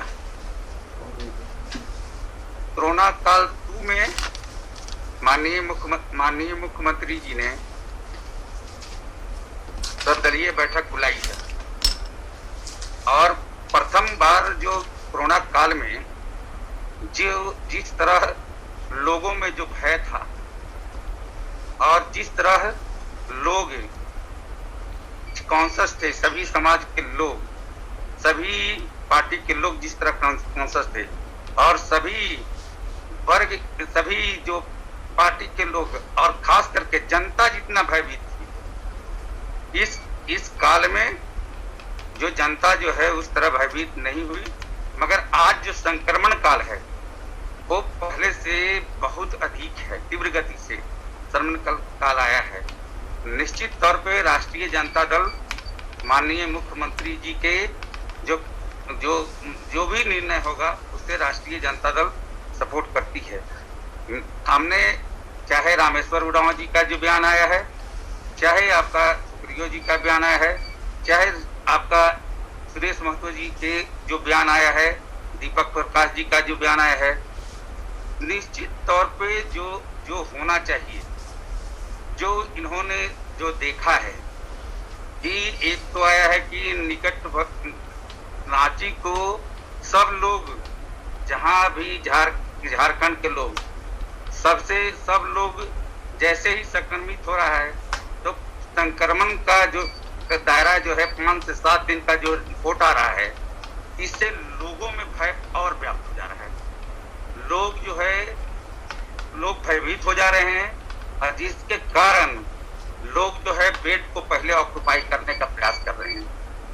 तभी आपके सभी लोगों ने कहा कि इस चैन को तोड़ना चाहिए। सही बात है कि अगर संक्रमित जो इनका जो अगर रिपोर्ट 1-2 दिन के अंदर पहले आती थी, अगर उस तरह के आनी शुरू हो जाए तो निश्चित तौर पर जो सही मामले में जो नीडी हैं, जो संक्रमित हैं, जो पॉजिटिव हैं, तो वो लोगों के लिए प्रथम सरकार व्यवस्था करें और जो लोग जो भय के कारण सीट जो ऑक्युपाई कर लिए हैं तो उसके लिए निश्चित तौर पर ये चैन तोड़ने की आवश्यकता है। ये तो मॉनिटरिंग करने की जरूरत है। सरकार ऐसे मॉनिटरिंग करती है बहुत ही। हमने इसके पूर्व के कोरोना काल में हमने देखा है, चाहे हिंदपीढ़ी का मामला हो चाहे अन्य मामला हो, सभी जगह जिस मुस्तैदी से माननीय मुख्यमंत्री जी ने जो काम किया है वो बिल्कुल ही सराहनीय रहा है। और चाहे अन्य मामला हो, सभी जगह जिस मुस्तैदी से माननीय मुख्यमंत्री जी ने जो काम किया है वो बिल्कुल ही सराहनीय रहा है। और मैं समझता हूं कि जो फेज 1 में जो ख्याति प्राप्त की है, निश्चित तौर पर जो फेज 2 आया है, ये लोग कहता है कि आज डॉक्टर लोग कहते हैं ये जो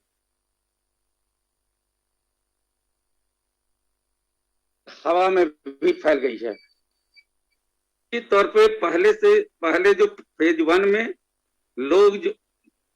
में जो लोग जो इसका जो भय हुआ था, उस फेज 2 में भय समाप्त हुआ है।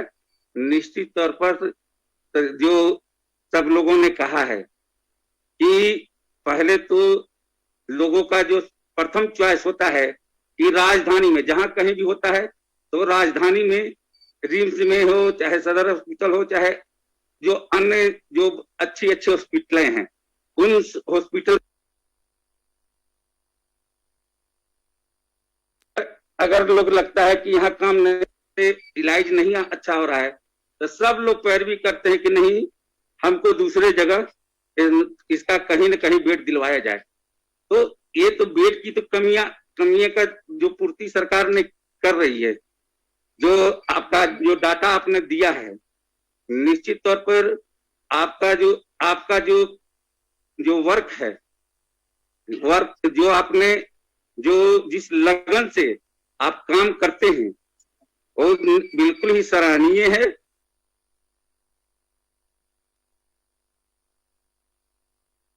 इसीलिए जो प्रोफेसर उरांव जी ने कहा कि बगल में मलेट्री का अस्पताल है, बगल में और अस्पतालें हैं, लोहरदगा में है, चाहे गुमला में है, चाहे निकटवर्ती जितने भी जिलाएं हैं, उन जगह भी बेड है, मगर उस ओर लोगों का ध्यान नहीं जाता है।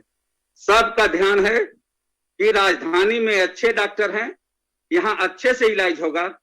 इसीलिए तमाम लोगों का आफादाफी है कि हमको रांची सर्वप्रथम राजधानी में जाना है और अच्छे अस्पताल में भर्ती होना है। तो लोगों को जिस तरह आपके रामेश्वर उरांव जी बोल रहे थे कि इस बार जो है जो बच्चों पर आक्रमण हुआ है, चाहे 10 वर्ष से ऊपर के बच्चे हों या छोटे बच्चे हों, पहले का कोरोना काल था, उसमें सिर्फ वृद्ध लोग जो है वो संक्रमित हुए थे, वो लोगों की मृत्यु हुई थी। इस बार जो है जो 30 वर्ष के बच्चे हैं, चाहे वो 20 वर्ष के बच्चे हैं, इन लोगों की मृत्यु की संख्या ज्यादा है। इसीलिए सरकार को जो है इस और विशेष रूप से ध्यान देना चाहिए कि जो आपने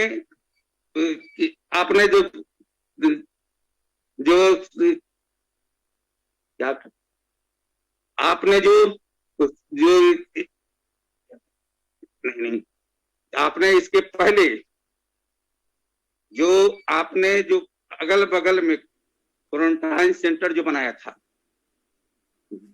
बाहर से लोग आ रहे हैं, उसकी जांच सही तरीके से नहीं हो पा रही है, और लोग जो बाहर जो है भाग के आ रहे हैं, लोग इस तरह, हम लोग तो अभी पेपर के माध्यम से, टीवी के माध्यम से सुना कि महाराष्ट्र में जो कंपनियां हैं वो बंद कर दी गई है।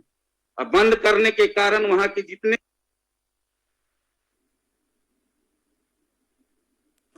लोग आ रहे हैं, जो जिस तरह जांच होनी चाहिए, हम लोग ठीक ही सुदेश महतो जी कह रहे थे कि वहां से चलते हैं 2000, यहाँ जांच हो रही है 200 का, तो बाकी जो लोग चले जा रहे हैं, तो इसके पहले जो है सभी जिलाओं में से लेकर के जो प्रखंड में या पंचायत में जिस तरह क्वारंटाइन सेंटर बना था, जिसके तक तो मॉनिटरिंग करके और उसके उन लोगों को निश्चित तौर पे उसको क्वारंटाइन सेंटर में पहले रखना चाहिए।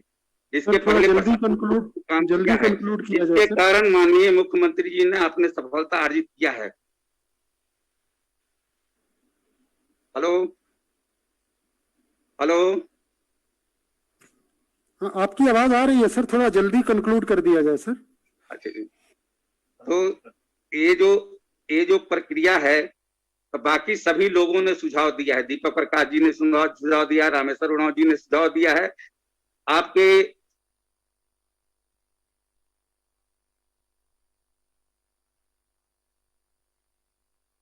जी सबका सुझाव को लेते हुए राष्ट्रीय जनता दल पूरा परिवार आपके साथ है।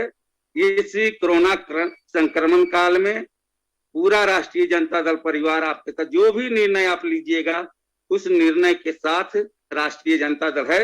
इसके लिए बहुत बहुत जो आपने जो सर्वदलीय बैठक बुलाया, इसके लिए राष्ट्रीय जनता दल बहुत बहुत माननीय मुख्यमंत्री जी को धन्यवाद देती है, जो आपने ऐसा काम पहले भी किया है और आगे भी सभी के राय जान करके जो करना चाहते हैं, ये सबसे बड़ा आपकी उपलब्धि है।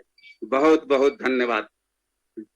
धन्यवाद सर, आपने ठीक कहा कि हॉस्पिटल में बेड पैनिक में ऑक्यूपाई नहीं करना चाहिए, केवल जरूरतमंदों को ही हॉस्पिटलाइजेशन के लिए जाना चाहिए। बहुत बहुत धन्यवाद सर। अब मैं अनुरोध करूंगा श्री कमलेश कुमार सिंह जी एनसीपी कि वे अपने विचार व्यक्त करें। श्री कमलेश कुमार सिंह जी।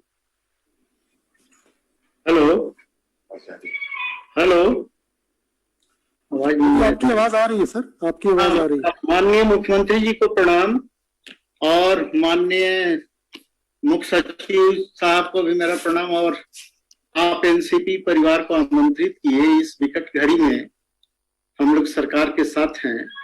और इसके पहले सभी वक्तागण, सम्मानित वक्तागण अपना बातों को आपके समक्ष रख रहे थे। माननीय मुख्यमंत्री जी, इसके पहले भी आपने कोरोना में बहुत ही अच्छा काम करके झारखंड का मान सम्मान बढ़ाए हैं और यह सभी लोग जानते हैं। लेकिन इस बार का कोरोना बहुत ही भयानक स्थिति ले चुका है और खास करके सभी लोग अपना अपना विचार व्यक्तव्य किए, लेकिन दो तीन ज्यादा समय न लेते हुए हम आपसे आग्रह करेंगे माननीय मुख्यमंत्री जी की देहात की ग्रामीण क्षेत्रों की स्थिति भी बहुत भयानक हो गई है और सभी लोग रिम्स आना चाहते हैं, चाहे रांची में बड़े अस्पतालों में इलाज कराना चाहते हैं। लेकिन आपसे मेरा एक आग्रह होगा, जो हम जिला की स्थिति देखते हुए, सभी जिला की स्थिति खासकर अभी के समय में एक ही समान है और बहुत भयंकर रूप कोरोना अभी तो शुरुआत है। आगे आने वाले समय में अगर हम लोग इस पर पूरे कड़ाई के साथ नहीं लागू करते हैं तो इसमें स्थिति बहुत भयानक हो जाएगी। हम आपसे एक आग्रह जरूर करेंगे कि जिला हॉस्पिटल को, जो भी जिला अस्पताल है आपका डिस्ट्रिक्ट में, उसको जो है सभी सामानों से लैस किया जाए। जैसे रेमडेसिविर इंजेक्शन हुआ, फेविफ्लू जो दवा हुआ, इस सब की घोर कमी है। अभी जैसे कि बहुत जगह देख रहे हैं जिला में कि इंजेक्शन रेमडेसिविर है ही नहीं, जो दवा होता है फेविफ्लू भी नहीं है और ऑक्सीजन की भारी कमी है माननीय मुख्यमंत्री जी। इसलिए अभी का समय जो है, खासकर हम दीपक बाबू से भी आग्रह करेंगे कि वे सेंट्रल के माननीय मंत्रीगण से अनुरोध करें कि केवल 45 से ऊपर ही वर्ष के लोगों को इंजेक्शन लगाने से अभी की स्थिति में काम नहीं हो सकता है। उसके नीचे भी बहुत लोग जो है पीड़ित हैं। कोरोना के भयंकर चपेट में आपको 20 साल, 25 साल, 30 साल के भी काफी लोग आ चुके हैं। इसलिए हम आग्रह करेंगे कि जो इंजेक्शन का जो है, इसको उम्र की सीमा को और घटाई जाए, जो जरूरत के अनुसार इंजेक्शन दिया जाए। दूसरी चीज है माननीय मुख्यमंत्री जी कि जो टेस्ट हो रहा है, वो टेस्ट का जो है हम खुद देख रहे हैं कि एक तो जितना भी पेपर में हम लोग को देखने में आया है, जो फोन नंबर दिया गया है, तो कभी फोन उठा नहीं रहे हैं लोग। फोन हो रहा है लेकिन उस पर कोई भी जवाब नहीं दिया जा रहा है और जो जा रहा है, टेस्ट लेकर जा भी रहा है, उसका रिजल्ट 7-8 दिन के बाद दे रहे हैं। तो इससे तो बहुत स्थिति भयानक हो जाएगी। माननीय सुदेश महतो जी ने बहुत अच्छा बात बोला कि उस समय हम जान जा रहे हैं कि हम टेस्ट दे दिए हैं, अब रिजल्ट आएगा तब मेरा है कि नहीं कोरोना, और इतना लेट लगेगा तब तो मान लीजिए जो कोरोना है उसके चपेट में उसका पूरा परिवार आ जाएगा। इसलिए इसको जो समय सीमा पर पाबंदी लगाया जाए माननीय मुख्यमंत्री जी। और मेरा अनुरोध होगा कि टीका जो है सभी लोगों के लिए जो जरूरत के अनुसार दिया जाए। जिला के अस्पतालों को काफी दवा से, पूर्ण ऑक्सीजन से जो भी है उसकी कमी पूर्ति दिया जाए।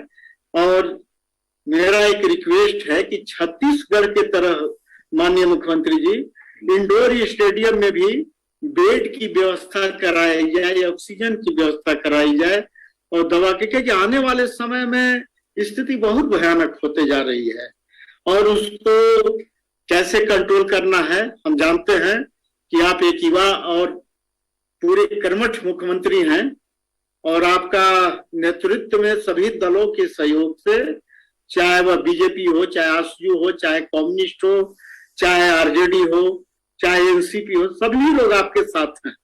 इस विकट परिस्थिति में सभी लोग आपके साथ हैं और हम लोग यही चाहेंगे कि इस समय जो है, जो पर्व की स्थिति है उस पर कंट्रोल किया जाए, चाहे वह रमजान हो, चाहे हिंदू मुस्लिम सिख ईसाई जो भी पर्व है, उसको आप अपने स्तर से सख्त निर्देश दिया जाए कि आप अपने घरों में ही रहकर ये पवित्र पर्व का जो है संचालन करें, मनाएं, जिससे कि कोरोना की स्थिति आगे नहीं बढ़े। लास्ट में आपसे हम समय ज्यादा ना लेते हुए एक आग्रह करेंगे कि हमारे झारखंड में CCL है, BCCL है, टाटा है, अडानी है, ऐसे कंपनी से भी हम लोग सहयोग लिया जाए और आपके द्वारा बातचीत किया जाए कि नहीं, आप जो जरूरी इंजेक्शन हो, चाहे ऑक्सीजन हो, इसका पूर्ति किया जाए और जिससे कि यहाँ पर जो है किसी चीज की कमी न रहे। लास्ट में हम एक चीज और कहेंगे कि माननीय मुख्यमंत्री जी, जिस तरीका से कोरोना जानलेवा साबित हो रही है इस बार का, इसमें आप सख्त कदम उठाएं, सभी लोग आपके साथ हैं। कम से कम सप्ताह में 3 रोज, शुक्रवार, शनिवार और रविवार, इसको पूर्णतः पूर्ण लॉकडाउन कर दिया जाए, जिससे सिलसिला बढ़ने की बजाय उस पर ब्रेक लग सके, क्योंकि ऐसे भी शुक्रवार, शनिवार और रविवार में ऑफिस, कार्यालय, चाहे जो भी चीज है, बंद ही समता रहता है। इसलिए जो है इसको कैसे काबू पाया जाए, इस पर आप स्वयं परिपक्व रूप से जानते हैं और आग्रह है कि आगे भी कोरोना पर जो है ईश्वर करे कि इस पर कंट्रोल हो और आपके नेतृत्व में सभी एनसीपी परिवार तथा सभी लोग आपके इस विकट परिस्थिति में साथ हैं और आपके हर कदम पर आपके साथ हम लोग चलने के लिए तैयार हैं। बहुत बहुत धन्यवाद जो आपने हमें अपना सुझाव देने के लिए समय दिया। धन्यवाद सर, आपका ये सुझाव कि हमें ग्रामीण क्षेत्रों में भी फोकस करना पड़ेगा बहुत बहुमूल्य है सर, हम इसको ध्यान में रखेंगे। अब अपने विचारों को व्यक्त करने के लिए मैं आमंत्रित करना चाहूंगा माले पार्टी के श्री जनार्दन प्रसाद जी को। बैठक है वो और भी बीच में होनी चाहिए और जिलों में खास करके विभिन्न पार्टी और सामाजिक संगठनों को लेकर के इस तरह के बैठकों का आयोजन हो, सभी लोगों का सहयोग दिया जाए तो ये ज्यादा कारगर हो। और दूसरी बात ये भी है कि जिस तरह की महामारी है, जो उच्च पदों पर बैठे हुए हैं उनकी जिम्मेवारी ज्यादा बनती है और जिस तरह से अभी बंगाल चुनाव ये सब में बड़े नेताओं की भूमिका पब्लिक डोमेन में जिस तरह से दिखाई पड़ती है, मास्क लगाने के मामले पर हो या शारीरिक दूरी मेंटेन करने के सवाल पर हो, ये बहुत जिम्मेदाराना व्यवहार परिलक्षित नहीं कर रहा है और इससे इसके प्रति गंभीरता कम हो जाती है। और हम लोग जान रहे हैं कि ये जो बीमारी है, इस बीमारी पर नियंत्रण हम तभी कायम कर पाएंगे जब पब्लिक कंसर्सनेस एक डेवलप हो, लोग मास्क लगाएं, लोग शारीरिक दूरी मेंटेन करें। इस चीजों की ज्यादा जरूरी है। और दूसरी बात हम कहेंगे कि ये जो इस बार के कोरोना में जो हम लोग देख रहे हैं, बच्चों को बहुत प्रभावित कर रहा है, इसलिए 45 साल की उम्र सीमा तो खत्म की जानी चाहिए। सभी लोगों के लिए वैक्सीन का ये होना चाहिए। और ये जो जांच की समस्या सभी लोग उठा रहे हैं कि एक सप्ताह में उसकी रिपोर्ट आती है, तो इसको 24 घंटे में कैसे रिपोर्ट आए इसकी गारंटी होनी चाहिए। और राजधानी में जो प्रेशर ज्यादा पड़ जाते हैं राजधानी के हॉस्पिटलों पर, ये इसका कारण है कि जिलों में जो व्यवस्था है, हॉस्पिटल तो है लेकिन डॉक्टर्स की, वहां पर ऑक्सीजन की और जो विभिन्न तरह की व्यवस्था का कहीं न कहीं समस्या है, तो उसको ठीक किया जाना चाहिए। और जिस बड़े पैमाने पर महामारी है, इसमें तो स्टाफ की एक प्रचुर मात्रा में जरूरत है। डॉक्टर के अलावे नर्सिंग स्टाफ, ये सब जितना हम लोग ज्यादा मात्रा में इसको मुहैया हम लोग कर पाएंगे, जितना अच्छी तरह से हॉस्पिटल में हम देखभाल कर पाएंगे, उतना ही इस बीमारी पर हम नियंत्रण कायम कर सकते हैं। तो एक तो ये है, व्यवस्था को और किया जाए। और हमें लगता है कि प्राइवेट हॉस्पिटल में जो लोग दिखाने के लिए मजबूर हो रहे हैं, तो सरकार की ओर से ये जिम्मेवारी होनी चाहिए। सरकार अगर इस पर जिम्मेवारी नहीं लेगी, तो जिस तरह से प्राइवेट हॉस्पिटल में मरीजों को काफी पैसे खर्च करने पड़ते हैं, ये तो उनके लिए मुश्किल हो जाएगा, ये और अव्यवस्था पैदा हो जाएगी। इसलिए उस पर नियंत्रण कायम किया जाना चाहिए। और हमें लगता है कि हर हॉस्पिटल में एक नोडल ऑफिसर की बहाली होनी चाहिए बाहर में, ताकि वो जो मरीज आते हैं तो इस हॉस्पिटल में उनको हम भेजें, इनकी व्यवस्था कर सकें। और मॉनिटरिंग पूरे राज्य से नीचे तक इसकी सही तरीके से होनी चाहिए, ताकि जो ये अव्यवस्था पूरी बनी हुई रहती है, जो घटनाएं जिस तरह से हम लोग देखे, गोंजू साहब का जिस तरह से 8-8 हॉस्पिटल दौड़ते रहे, 8 घंटे दौड़ते रहे, कोई इलाज नहीं हुआ और उनकी मौत हो गई। तो इस तरह की घटनाएं राज्य की छवि को बहुत प्रभावित करता है। इस तरह की पुनरावृत्ति न हो, इसके लिए गारंटी होना चाहिए, मॉनिटरिंग, ये सब की व्यवस्था पूरी तौर पर होनी चाहिए। दूसरी बात जो हम कहेंगे, खास करके कोरोना के कारण से जो गरीबों पर जिस तरह से ये पड़ा है, तो पिछले समय राशन ये सब की व्यवस्था की गई थी, तो रोजगार का मामला तो करना पड़ेगा। मनरेगा में रोजगार का मामला, गरीबों को रोजगार की गारंटी हो। गरीबों को यहाँ तक कि अगर हर गरीब को हम मंथली दे पाए कुछ पैसे, अनाज, ये सब, तो हम समझते हैं कि इसमें एक राहत होगी। और इस दौर का फायदा उठा करके हम देख रहे हैं कि बाजार में कुछ काला बाजारी ये सब भी हो रहे हैं, आवश्यक सामान काफी महंगे हो जा रहे हैं कई। इस पर एक नियंत्रण कायम किया जाना चाहिए। और जो स्थिति है उसमें लोगों को कंसेशनस जितना हम डेवलप करेंगे, उसके जरिए ही हम इसको नियंत्रित कर पाएंगे। ये कोई कड़ाई करने से कोई नियंत्रण कायम होगा, ये हमारी समझ नहीं है। और इसीलिए कुछ लॉकडाउन का प्रस्ताव 1 दिन 2 दिन या कुछ सप्ताहवार इस तरह से जो कुछ साथियों का आ रहा है, ये हम उचित नहीं समझते हैं, क्योंकि ऐसे ही तो इस महामारी एक समस्या पैदा कर रही है, और लॉकडाउन खुद एक अतिरिक्त समस्या पैदा करेगी, वो और भी अव्यवस्था पैदा करेगा पूरे ये में। वो लॉकडाउन करने से सन्नाटा भले ही सड़कों पर पसर जाता हो, लेकिन लोगों की जिंदगी जिस तरह से दुभर हो जाती है, जिस तरह से परेशानी बढ़ जाती है, इसलिए लॉकडाउन कोई समस्या का समाधान नहीं है, बल्कि वो और समस्या को बढ़ाता ही है। और एक अंतिम बात मैं कहूंगा कि छात्रों को जिस तरह से परेशानी हो रही है, पिछले 1 साल से पढ़ाई जिस तरह से ये हुए हैं, ग्रामीण क्षेत्रों में जिस तरह से पढ़ाई पूरा चौपट हो गया है, तो एक तो बच्चों को, गांव इलाकों में बच्चों को पढ़ने के लिए अगर स्मार्ट टीवी ये सब की व्यवस्था हो, उसके जरिए पढ़ाई को अगर रेगुलर किया जा सके, तो हम समझते हैं कि बच्चों के भविष्य के लिए बेहतर होगा। और इसके साथ ही बच्चों को अगर वैक्सीन और उस तरह की पढ़ाई की व्यवस्था, ये दोनों अगर हो सके, तो हम समझते हैं कि उनके भविष्य को बेहतर बनाएगा। और इस बैठक को आपने आयोजित किया, इसके लिए धन्यवाद। धन्यवाद सर।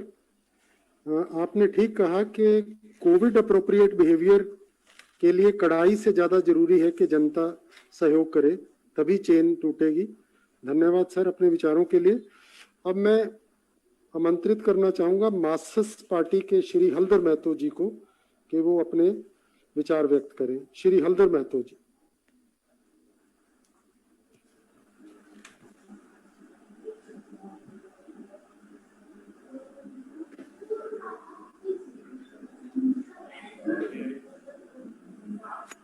सर आपका म्यूट है, लगता है आपका सिस्टम म्यूट है, थोड़ा उसको अनम्यूट किया जाए, आवाज नहीं आ रही है।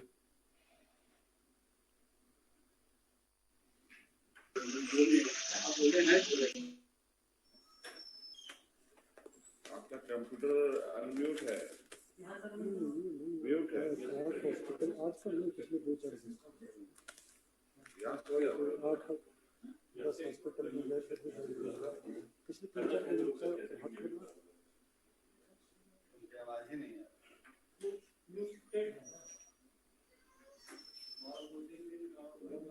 आपका कंप्यूटर में म्यूट दबा हुआ है। सर आपके कंप्यूटर में म्यूट बटन दबा हुआ है, इसलिए हम आपकी आवाज नहीं सुन पा रहे हैं। किसी को कहिए कि वो म्यूट बटन को अनम्यूट करे।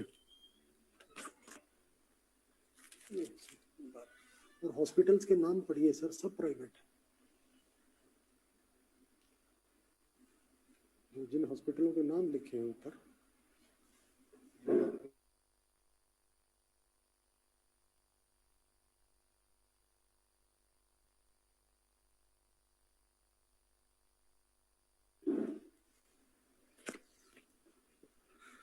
लगता है सर आपकी आवाज हम तक नहीं पहुंच पा रही है।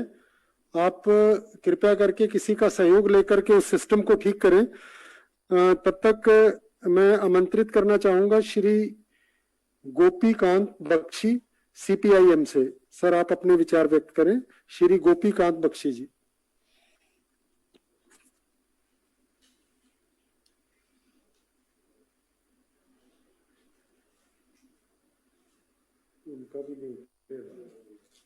मेरी आवाज जा रही है? हाँ जी सर, आ रही है, एकदम आ रही है सर। अच्छा, धन्यवाद। माननीय मुख्यमंत्री जी और मुख्य संचालक तथा सभी पार्टियों के सम्मानित सदस्यगण, हमारी पार्टियों की ओर से जो वक्तव्य है हमने लिखित रूप से मुख्यमंत्री जी के पास पेश किया है। इनमें 2 पार्ट है। इसके पहले तो हम धन्यवाद देंगे मुख्यमंत्री जी को, उन्होंने सर्वदलीय बैठक बुलाया, हमें भी आमंत्रित किया है। 2 पार्ट है हमारे, जिसमें केंद्रीय सरकार से संबंधित कुछ सवाल हैं, राज्य सरकार के बारे में। हम लोगों ने ताली थाली और दिया बहुत जलाया बताया, लेकिन आखिर में संक्रमण इस बेतहाशा बढ़ता जा रहा है कि रिपोर्ट आई है जो अमेरिका में 21 दिनों में जो बढ़ोतरी हुई थी हमारे देश में 11 दिनों में हो गया।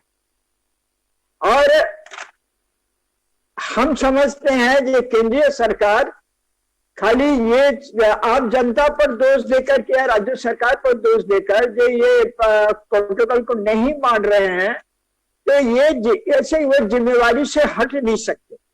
हमारी समझ है जे राज्य सरकार और तमाम राजनीतिक पार्टियां जिम्मेवार पार्टियां होने के कारण झारखंड से हम लोग ये राज्य सरकार और पॉलिटिकल पार्टीज एक संयुक्त मेमोरेंडम सेंट्रल गवर्नमेंट को भेजा जाए।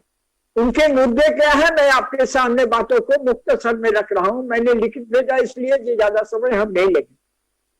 उसमें ये बात है, केंद्र सरकार को सभी प्रकार के समावेश पर रोक लगाना, चुनाव सभाओं में नियमों का, खैर अभी तो अब झारखंड में ऐसा ये है नहीं, दूसरी जगह पर जो है ये हमारे केंद्रीय रूप से मांग है।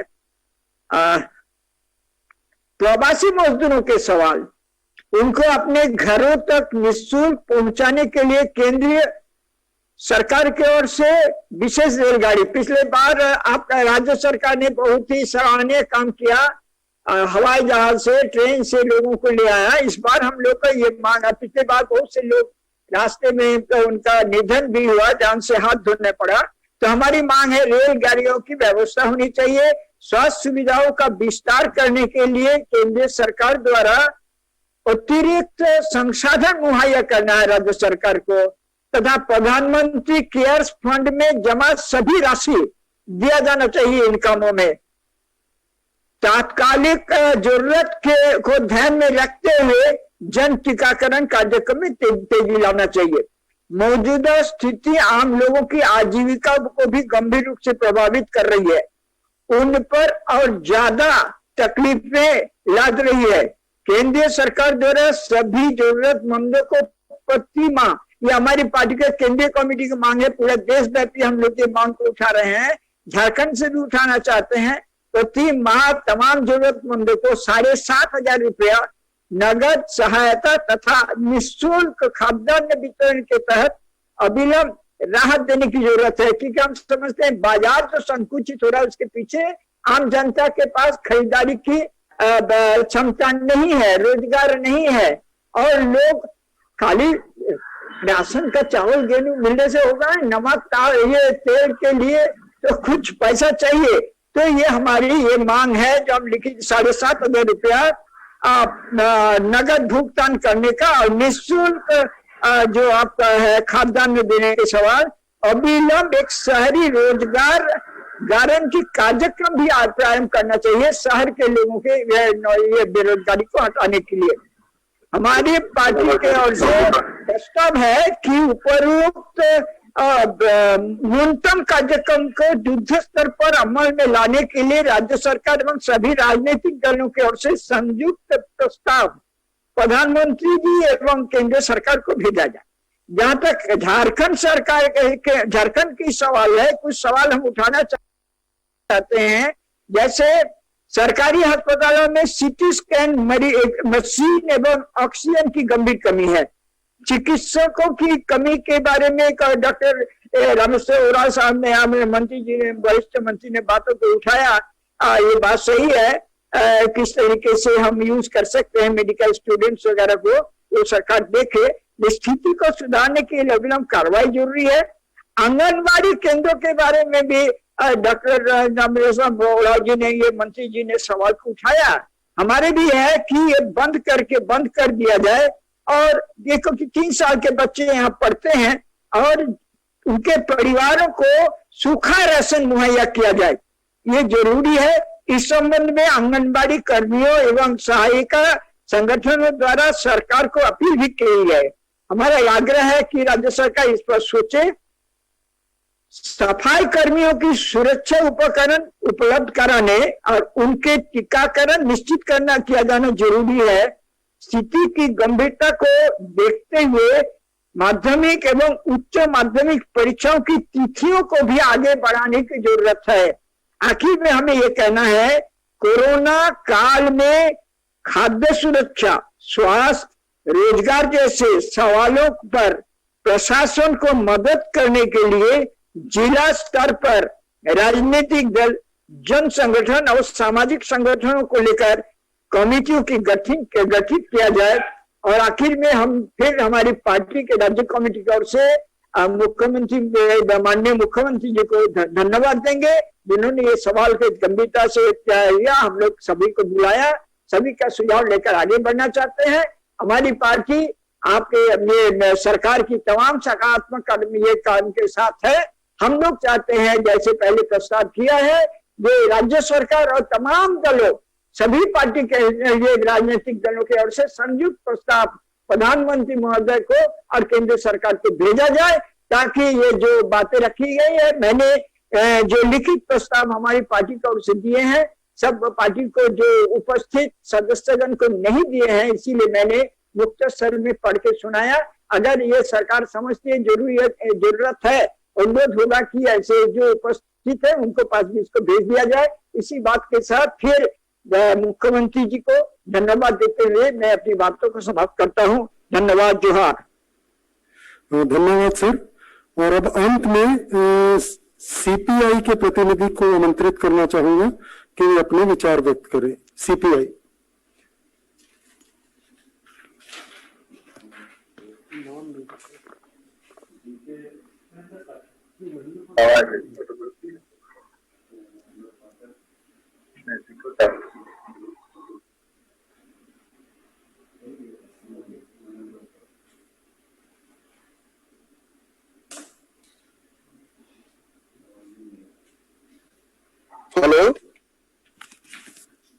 Hello sir. हाँ बोलिए सर। हाँ वीडियो नहीं आ रहा है, लेकिन आपकी आवाज आ रही है सर। वीडियो नहीं आ रहा है, आपकी आवाज आ रही है। आप बोले सर। जी, बहुत बहुत धन्यवाद मुख्यमंत्री जी को कि सर्वदलीय बैठक पिछले बार 8 अप्रैल को बुलाए थे और फिर आज हम लोग बात कर रहे हैं। एक तो महामारी जिस तरह से पैर पसार रहा है उस पर हम सभी को विचार करना चाहिए और सबके राय लेने के लिए आज बैठे हैं। सबसे बड़ा सवाल है कि जो 1 सप्ताह में जो जांच का रिपोर्ट आ रहा है उससे ज्यादा लोग परेशान हैं और उसके चलते ज्यादा जगह से बढ़ रहा है बीमारी।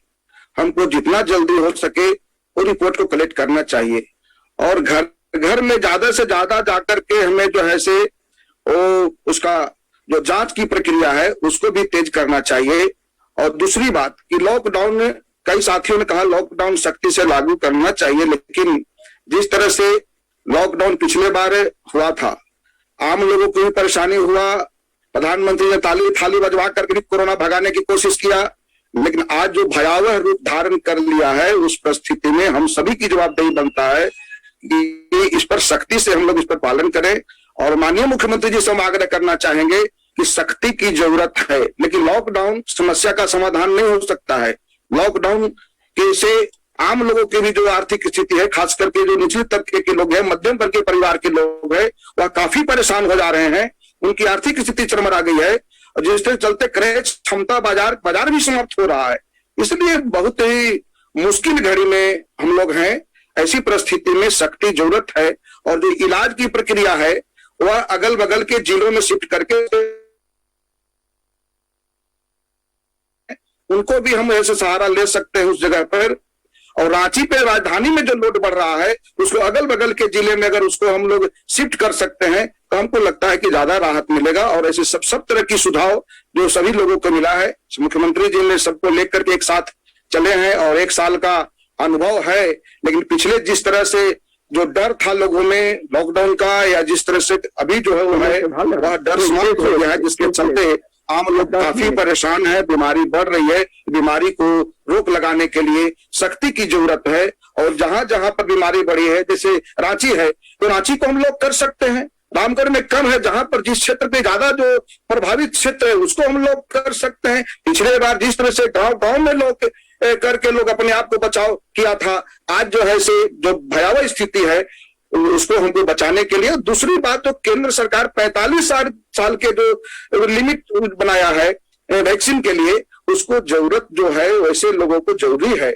और अंत में यह कहेंगे कि जो परीक्षा, जिस तरह से लोग शिक्षा प्रभावित हो रहा है उसको कैसे रास्ता निकाला जाए। समय तो आप बढ़ाएंगे ही, समय पर जरूरत हो सके तो प्रमोट करके भी लोगों को ये काम करना चाहिए। और एक बात और अंत में कहना चाहेंगे कि महिला समिति के जो छोटे छोटे जो कॉमर्शियल जो बैंक हैं, छोटे छोटे जो माइक्रो फाइनेंस जो है, वह माइक्रो फाइनेंस गांवों के अंदर बड़े बड़े महिलाओं की भीड़ 150 के करके और उसके जो करे वसूलने के भी ऐसे काम कर रहा है, उस परिस्थिति में वहां पर काफी भीड़ हो रहा है। महिलाएं गांव के बुझ नहीं पाती है और उससे बीमारी भी फैल सकता है। सब कई ऐसी चीज है जिसको सख्ती की जरूरत है। बहुत बहुत धन्यवाद मुख्यमंत्री जी, आपने मौका दिया लोगों को बोलने का, हमें भी मौका दिया, बहुत बहुत धन्यवाद। उनको लास्ट टाइम में वीडियो में खराबी के कारण अपनी बात नहीं रख सके थे। मैं पुनः अनुरोध करूंगा श्री हल्दर महतो, मार्क्सिस्ट पार्टी।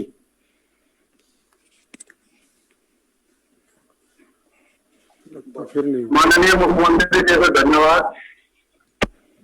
माननीय मुख्यमंत्री धन्यवाद। आवाज जा रही है? माननीय मुख्यमंत्री को धन्यवाद मीटिंग बुलाने के लिए। और आज जो जरूरत है कि बेड का, इसका उपलब्ध किया जाए, दवा को उपलब्ध किया जाए। लोग को जहाँ पर रहता हॉस्पिटल में उसको खाने का भी दिक्कत हो जाता है, उसका भी व्यवस्था किया जाए। और भीड़ पर कंट्रोल किया जाए। भीड़ बहुत ज्यादा होती है। भीड़ को जैसे बाजार, हाट त्योहार में भीड़ जो हो रहा है उस पर कंट्रोल करने की व्यवस्था किया जाए। बच्चों का भविष्य अंधकार में जा रहा है, शिक्षा पर थोड़ा जोर दिया जाए, किस तरह से उसे शिक्षा दिया जाए। गरीब के बच्चों के पास मोबाइल नहीं है कि वो पढ़ पा रहे हैं, इसलिए उनको कैसे पढ़ाया जाए इस पर भी दिया जाए। टीकाकरण घर घर जाने का जरूरत है, हर लोग को टीकाकरण कराया जाए। और गांव में साफ सुथरा नहीं होता है, क्योंकि नगर निगम में तो सफाई मजदूर भी होता है, यहाँ पर नहीं होता है कि सफाई का भी व्यवस्था किया जाए। निश्चित रूप से मुख्यमंत्री जी ने जो मीटिंग बुलाया है, इसलिए उनको धन्यवाद। हमारे मासस की ओर से हम लोग हर समय आपके कदम का सराहना करते हैं और आने वाला दिन जो भी संकट है उसे निपटाना करने के लिए हम लोग भी आपका सहयोग में रहेंगे। धन्यवाद। बहुत बहुत धन्यवाद सर। और बैठक के अंत में मैं माननीय मुख्यमंत्री जी को अपने कंक्लूडिंग रिमार्क्स के लिए आमंत्रित करना चाहूंगा। माननीय मुख्यमंत्री जी।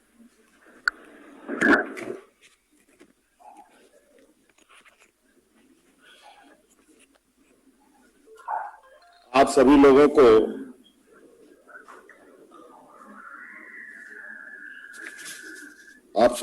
का महत्वपूर्ण सुझाव के लिए बहुत बहुत धन्यवाद और आभार प्रकट करता हूं कि आप लोगों ने अपना बहुमूल्य समय निकाल करके आज इस संक्रमण में सरकार को अपने महत्वपूर्ण सुझाव से अवगत कराया है। माननीय सभी सदस्यों ने अपनी अपनी सुझावें दी हैं और दीपक प्रकाश जी ने सरकार का समर्थन और केंद्र सरकार से सहायता देने की बात की है। ये बहुत ही सराहनीय बात है और हम उनके सुझाव और उनके सहयोग की पूरी उम्मीद करते हैं। और हमारे कांग्रेस प्रदेश अध्यक्ष हमारे सहयोगी डॉक्टर रामेश्वर राव जी ने भी अपनी सुझाव दी है, जिसमें टेस्ट रिपोर्ट को लेकर जिसमें अधिक तेजी लाने की बात कही गई है। निश्चित रूप से इस विषय पर भी हमारी नजर है और इस पर अधिक से अधिक बढ़ाने की हमारी भी चिंताएं हैं कि हर व्यक्ति की जांच हम और उन तक हम पहुंचे। हमारे बड़े भाई सुदेश महतो जी की भी सुझाव आए, उन्होंने भी जनप्रतिनिधियों को भी इसमें शामिल करने का सुझाव दिया है। इसके लिए भी मैं बहुत बहुत इनका आभार प्रकट करता हूं। आरजेडी के भी सुझाव का मैं आभार प्रकट करता हूं। हमारे कमलेश सिंह जी का भी एक महत्वपूर्ण सुझाव आया है, वाम दलों की तरफ से भी सुझाव आए हैं, इनके लिए भी मैं उन सबका सुझाव हमारे लिए अत्यंत महत्वपूर्ण साबित होगा। मैं यही कहना चाहूंगा सम्मानित सदस्यों कि वर्तमान हालात किसी से छुपा नहीं है, ना इसे कोई छुपा सकता है और ये जग जाहिर है। आज कई ऐसे माध्यम हैं जिसके सहयोग से हमें कई सूचनाओं को प्राप्त करने में सहूलियत होती है। इसलिए सच्चाई ऐसी स्थिति में, ऐसे संक्रमण में छुप कभी नहीं सकती है, मेरा ये मानना है। और हम अपने सीमित संसाधनों के साथ जो बेहतर उपाय हैं उसके साथ हम आगे जा रहे हैं। आपको मालूम होगा कि इस राज्य में जब एक भी RT-PCR लैब नहीं हुआ करते थे, उस समय से हमने इस राज्य में कोरोना से जंग लड़ना प्रारंभ किया था और आज राज्य में लगभग कोरोना का टेस्ट हर जिले में हो रहा है। कम बेसी कहीं ना कहीं सभी जिलों में हो रहा है। कुछ तो डेडिकेटेड वर्ल्ड क्लास लेबोरेटरीज हम लोगों ने यहाँ लगाए हैं। और आपको मैं बता देना चाहता हूं कि RT-PCR जो लैब है, जो अभी हमारे राज्य में 7 जगहों पर डेडिकेटेड कार्यरत है, अभी उसको बढ़ाकर 9 करने के निर्णय हमने लिया है। अभी हमारे पश्चिमी सिंहभूम, पूर्वी सिंहभूम, पलामू, गोड्डा, गुमला, बोकारो, रांची, देवघर, इन सब जगहों में भी RT-PCR लैब स्थापित करने का हम लोगों ने निर्णय लिया है। और इसके साथ साथ चूंकि हम लोगों ने सैंपल कलेक्शन बहुत ज्यादा उसमें गति दी है और उसके अनुपात में मशीनों का जो कार्य करने की क्षमता है वो उसमें समन्वय नहीं बन पा रहा है, उसमें तालमेल नहीं बन पा रहा है। और इसको लेकर हम लोगों ने तत्काल 2 बड़े कोबास मशीन जो बहुत बड़े पैमाने पर उस सैंपलों की टेस्ट करता है, वो मशीन लेने का भी हम लोगों ने निर्णय ले लिया है। उसका हम लोगों ने ऑर्डर जारी भी कर दिया है और हमको लगता है कि लगभग लगभग हमें तो 15-20 दिनों का समय कह रहे हैं, मान के चला जाए कि 20-25 दिनों में वो भी हमें उपलब्ध हो जाएगी।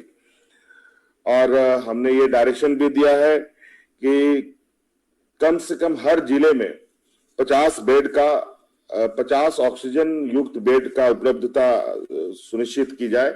ये हमने विभाग को मुख्य सचिव के माध्यम से सभी राज्य जिलों को आदेश निर्गत किए हैं। और इसके अलावा प्रमंडलीय स्तर पर 100 ऑक्सीजन बेड अतिरिक्त उपलब्ध करने का भी हम लोगों ने निर्णय लिया है। और जिला स्तर पर, प्रमंडल स्तर पर ये एक अतिरिक्त ऑक्सीजन बेड की उपलब्धता सुनिश्चित करने का कार्य प्रारंभ कर दिया गया है। रांची जिले में की जो स्थिति है, अभी एक सप्ताह के अंदर हम लोगों ने 600 अतिरिक्त ऑक्सीजन बेड की सुविधा उपलब्ध कराई है। वैकल्पिक व्यवस्था के तहत 630 अतिरिक्त ऑक्सीजन बेड की सुविधा हम लोग कर रहे हैं। अभी इसके अलावा ग्रामीण क्षेत्र की जहां तक बात करें, हम लोगों ने ग्रामीण क्षेत्रों में अभी हमने डायरेक्शन दिया है कि सभी आंगनबाड़ी केंद्रों में ऑक्सीमीटर और जो टेम्परेचर थर्मामीटर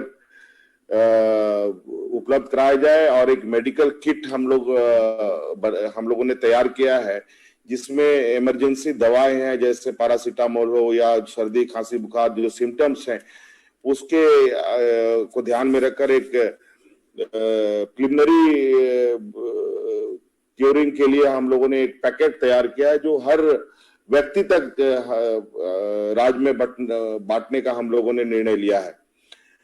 और इसके अलावा पैरामेडिक कर्मियों की मैपिंग कर रहे हैं जिससे हम अधिक से अधिक मानव संसाधन का हम को उपलब्ध करा पाए, क्योंकि आप देख रहे हैं कि हमारे राज्य में डॉक्टर भी संक्रमित हो रहे हैं, लैब टेक्नीशियन भी संक्रमित हो रहे हैं। हमारे 2 डिप्टी कलेक्टर का देहांत भी हुआ इस संक्रमण में। हमारे माननीय कई विधायक संक्रमित हैं। ये बात सही है कि ये स्थिति सिर्फ राज्य में नहीं पूरे देश में भयावह स्थिति अख्तियार कर रहा है, लेकिन हम लोग फिर भी अपने राज्य में अपने संसाधनों के साथ मैं समझता हूं कि अगले 15-20 दिनों के अंदर, 25 दिनों के अंदर बहुत सारी चीजों को सामान्य स्थिति की ओर ले चलने की हमारी एक लक्ष्य है। हमारे डॉक्टर गंजू जी का देहांत हुआ, इसके लिए मैं निश्चित रूप से बहुत हमें भी दुख हुआ, लेकिन बड़ा कभी कभी हमें आश्चर्य होता है कि हम सरकार की चीजों को इतनी गैर जिम्मेदाराना तरीके से कभी कभी उसको सपोर्ट करते हैं कि कभी कभी हमें भी निराशा उपलब्ध होती है, निराशा हाथ लगता है। गंजू जी का जितने भी प्राइवेट अस्पतालों में घूमना हुआ जहां इनको भर्ती नहीं लिया गया और अंतोगत्वा इस सरकारी अस्पताल में भी ये नहीं पहुंचे। और पिछला आपको याद होगा इस संक्रमण में हमारे इन्हीं सरकारी अस्पतालों ने जो अपनी दक्षता दिखाई है वो किसी से छुपी नहीं है। और हमको हमेशा अपनी व्यवस्था अपने हाथों पर भरोसा होना चाहिए। ये मुझे लगता है ये हम लोगों को करना चाहिए। और अभी हमने थोड़ी देर पहले प्रधानमंत्री जी को, गृह मंत्री जी को और डिफेंस मिनिस्टर राजनाथ सिंह साहब को पत्र लिखा है कि हमारे राज्य में बहुत बड़े पैमाने पे हमारे डिफेंस सेटअप यहाँ पर है, रामगढ़ में है, दीपाटोली में है, उनके जो पैरामेडिक्स फोर्सेस हैं, उनके जो अस्पताल हैं, और उनसे सहयोग की हमने मांग की है। और मुझे लगता है कि मुझे बहुत इस पर उम्मीद है, और मैं दीपक प्रकाश जी से आग्रह करूंगा भी कि आप इस आशय पर थोड़ा केंद्र पर आप बात करें, क्योंकि ये फोर्स एक बहुत बड़ी फोर्स यहाँ पर है, तो उनका भी हम सहयोग ले सकें। और जहां तक कुछ मेडिसिन की बात है, रेमडेसिविर का और भी कई ऐसे लाइफ सपोर्ट मेडिसिन है जो इसकी कमी आप लोगों को बताई जा रही है। निश्चित रूप से इसकी आज हमें काफी इसमें दिक्कतों का सामना करना पड़ रहा है। लगभग हम लोगों ने 38,000 40,000 फाइल का डिमांड किया था, उसमें मात्र 8,000 फाइल ही अभी तक हमारे राज्य को उपलब्ध हो पाया है। और इस विषय पर हम लोग डायरेक्ट कंपनी के ही चेयरमैन से, कंपनी के ओनर से ही हम लोग बात कर रहे हैं, ताकि हमें सीधे तौर पर ये उपलब्ध हो। हमने भी अभी एक पत्र लिखा है, मुख्य सचिव लगातार सभी कंपनियों के चेयरमैनों से संपर्क में है, और उन्होंने आश्वासन तो दिया है, लेकिन अभी उनकी भी उपलब्धता निश्चित रूप से काफी क्राइसिस सिचुएशन पर है। और जहां तक टीकाकरण की बात है, वो बात सही है कि जैसा टीकाकरण का एसओपी बना हुआ है, केंद्र सरकार जैसे जैसे हमें उपलब्ध करा रही है, टीकाकरण का कार्य जल्दी हो रहा है। और इसमें एक सुझाव आया है, टीकाकरण सभी उम्रों को लगाया जाए, उम्र के लोगों को लगाया जाए। इस विषय पर केंद्र सरकार ही हमें कोई डायरेक्शन दे सकता है, या हम लोग उनसे रिक्वेस्ट जरूर कर सकते हैं कि यहाँ पर इसकी आवश्यकता है। और कई चीजें हैं, कुछ बात आई है राज्य में लॉकडाउन को लेकर, कड़ाई से पालन करने की कई चीजों को लेकर, और इस विषय पर हमने कई चीजों को मौजूदा हालात में ध्यान में रखते हुए कुछ निर्णय जारी भी किए हैं। जैसे अभी हम लोग का झारखंड एकेडमिक काउंसिल के प्रैक्टिकल्स के एग्जाम होने थे, लगभग उसमें 4.5 से 5 लाख विद्यार्थियों का उसमें ये इन्वॉल्वमेंट था, जिसको हम लोगों ने अभी स्थगित किया है। और इस विषय पर सभी पहलुओं पर नजर रखी जा रही है, और इस विषय पर कैसे हम इसके चेन को ब्रेक करें और कितने मजबूती से इसकी हम अमल पे ला सकें, इस पर हम लोग बहुत जल्द निर्णय लेंगे। अभी चूंकि हमारे यहाँ हमारे प्रवासी मजदूर भी बड़े पैमाने पे वापस हो रहे हैं, जो आप लोगों को भी इसका संकेत है, और महाराष्ट्र और पुणे से ट्रेनें भी चली हैं, तो उन लोगों का भी हमें ख्याल रखना है। और आप लोगों से भी आग्रह है, अपने जनप्रतिनिधियों, अपने सहयोगियों से आप भी ये कहें कि जो लोग संक्रमित हैं लेकिन सामान्य है, तो उनको बहुत चिंता करने की आवश्यकता नहीं है, और तुरंत अस्पताल के जगहों को ऑक्युपाई करने की आवश्यकता नहीं है। और कभी कभी तो ये भी खबर है कि अस्पताल में जाने के बाद जब तक पूर्णतया लोग ठीक नहीं होते, वो अस्पताल छोड़ने को तैयार नहीं होते हैं, और नतीजा ये होता है कि फिर जगह की कमी होती है। ये एक अनंत काल की व्यवस्था सी स्थिति उत्पन्न हुई है।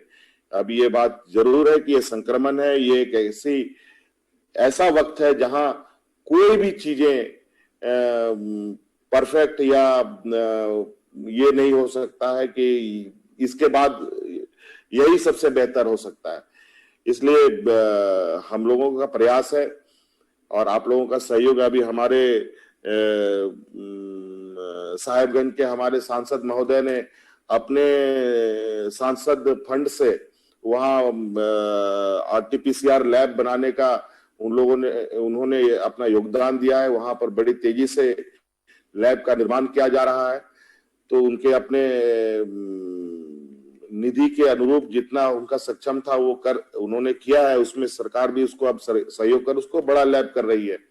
इस तरीके से आप लोगों का भी सहयोग के रूप में जो सुनिश्चित बेहतर होगा वो किया जाएगा। और आप अपने व्यक्तिगत रूप से भी अपने इस भूमिका को निभा सकते हैं। इसलिए आप सब लोगों का बहुत बहुत आभार कि आप लोगों ने इतना महत्वपूर्ण सुझाव और इस संकट की घड़ी में आप लोग सरकार के साथ खड़े हैं और निश्चित रूप से हम सब लोग मिलकर इस संक्रमण को राज्य से बाहर करेंगे और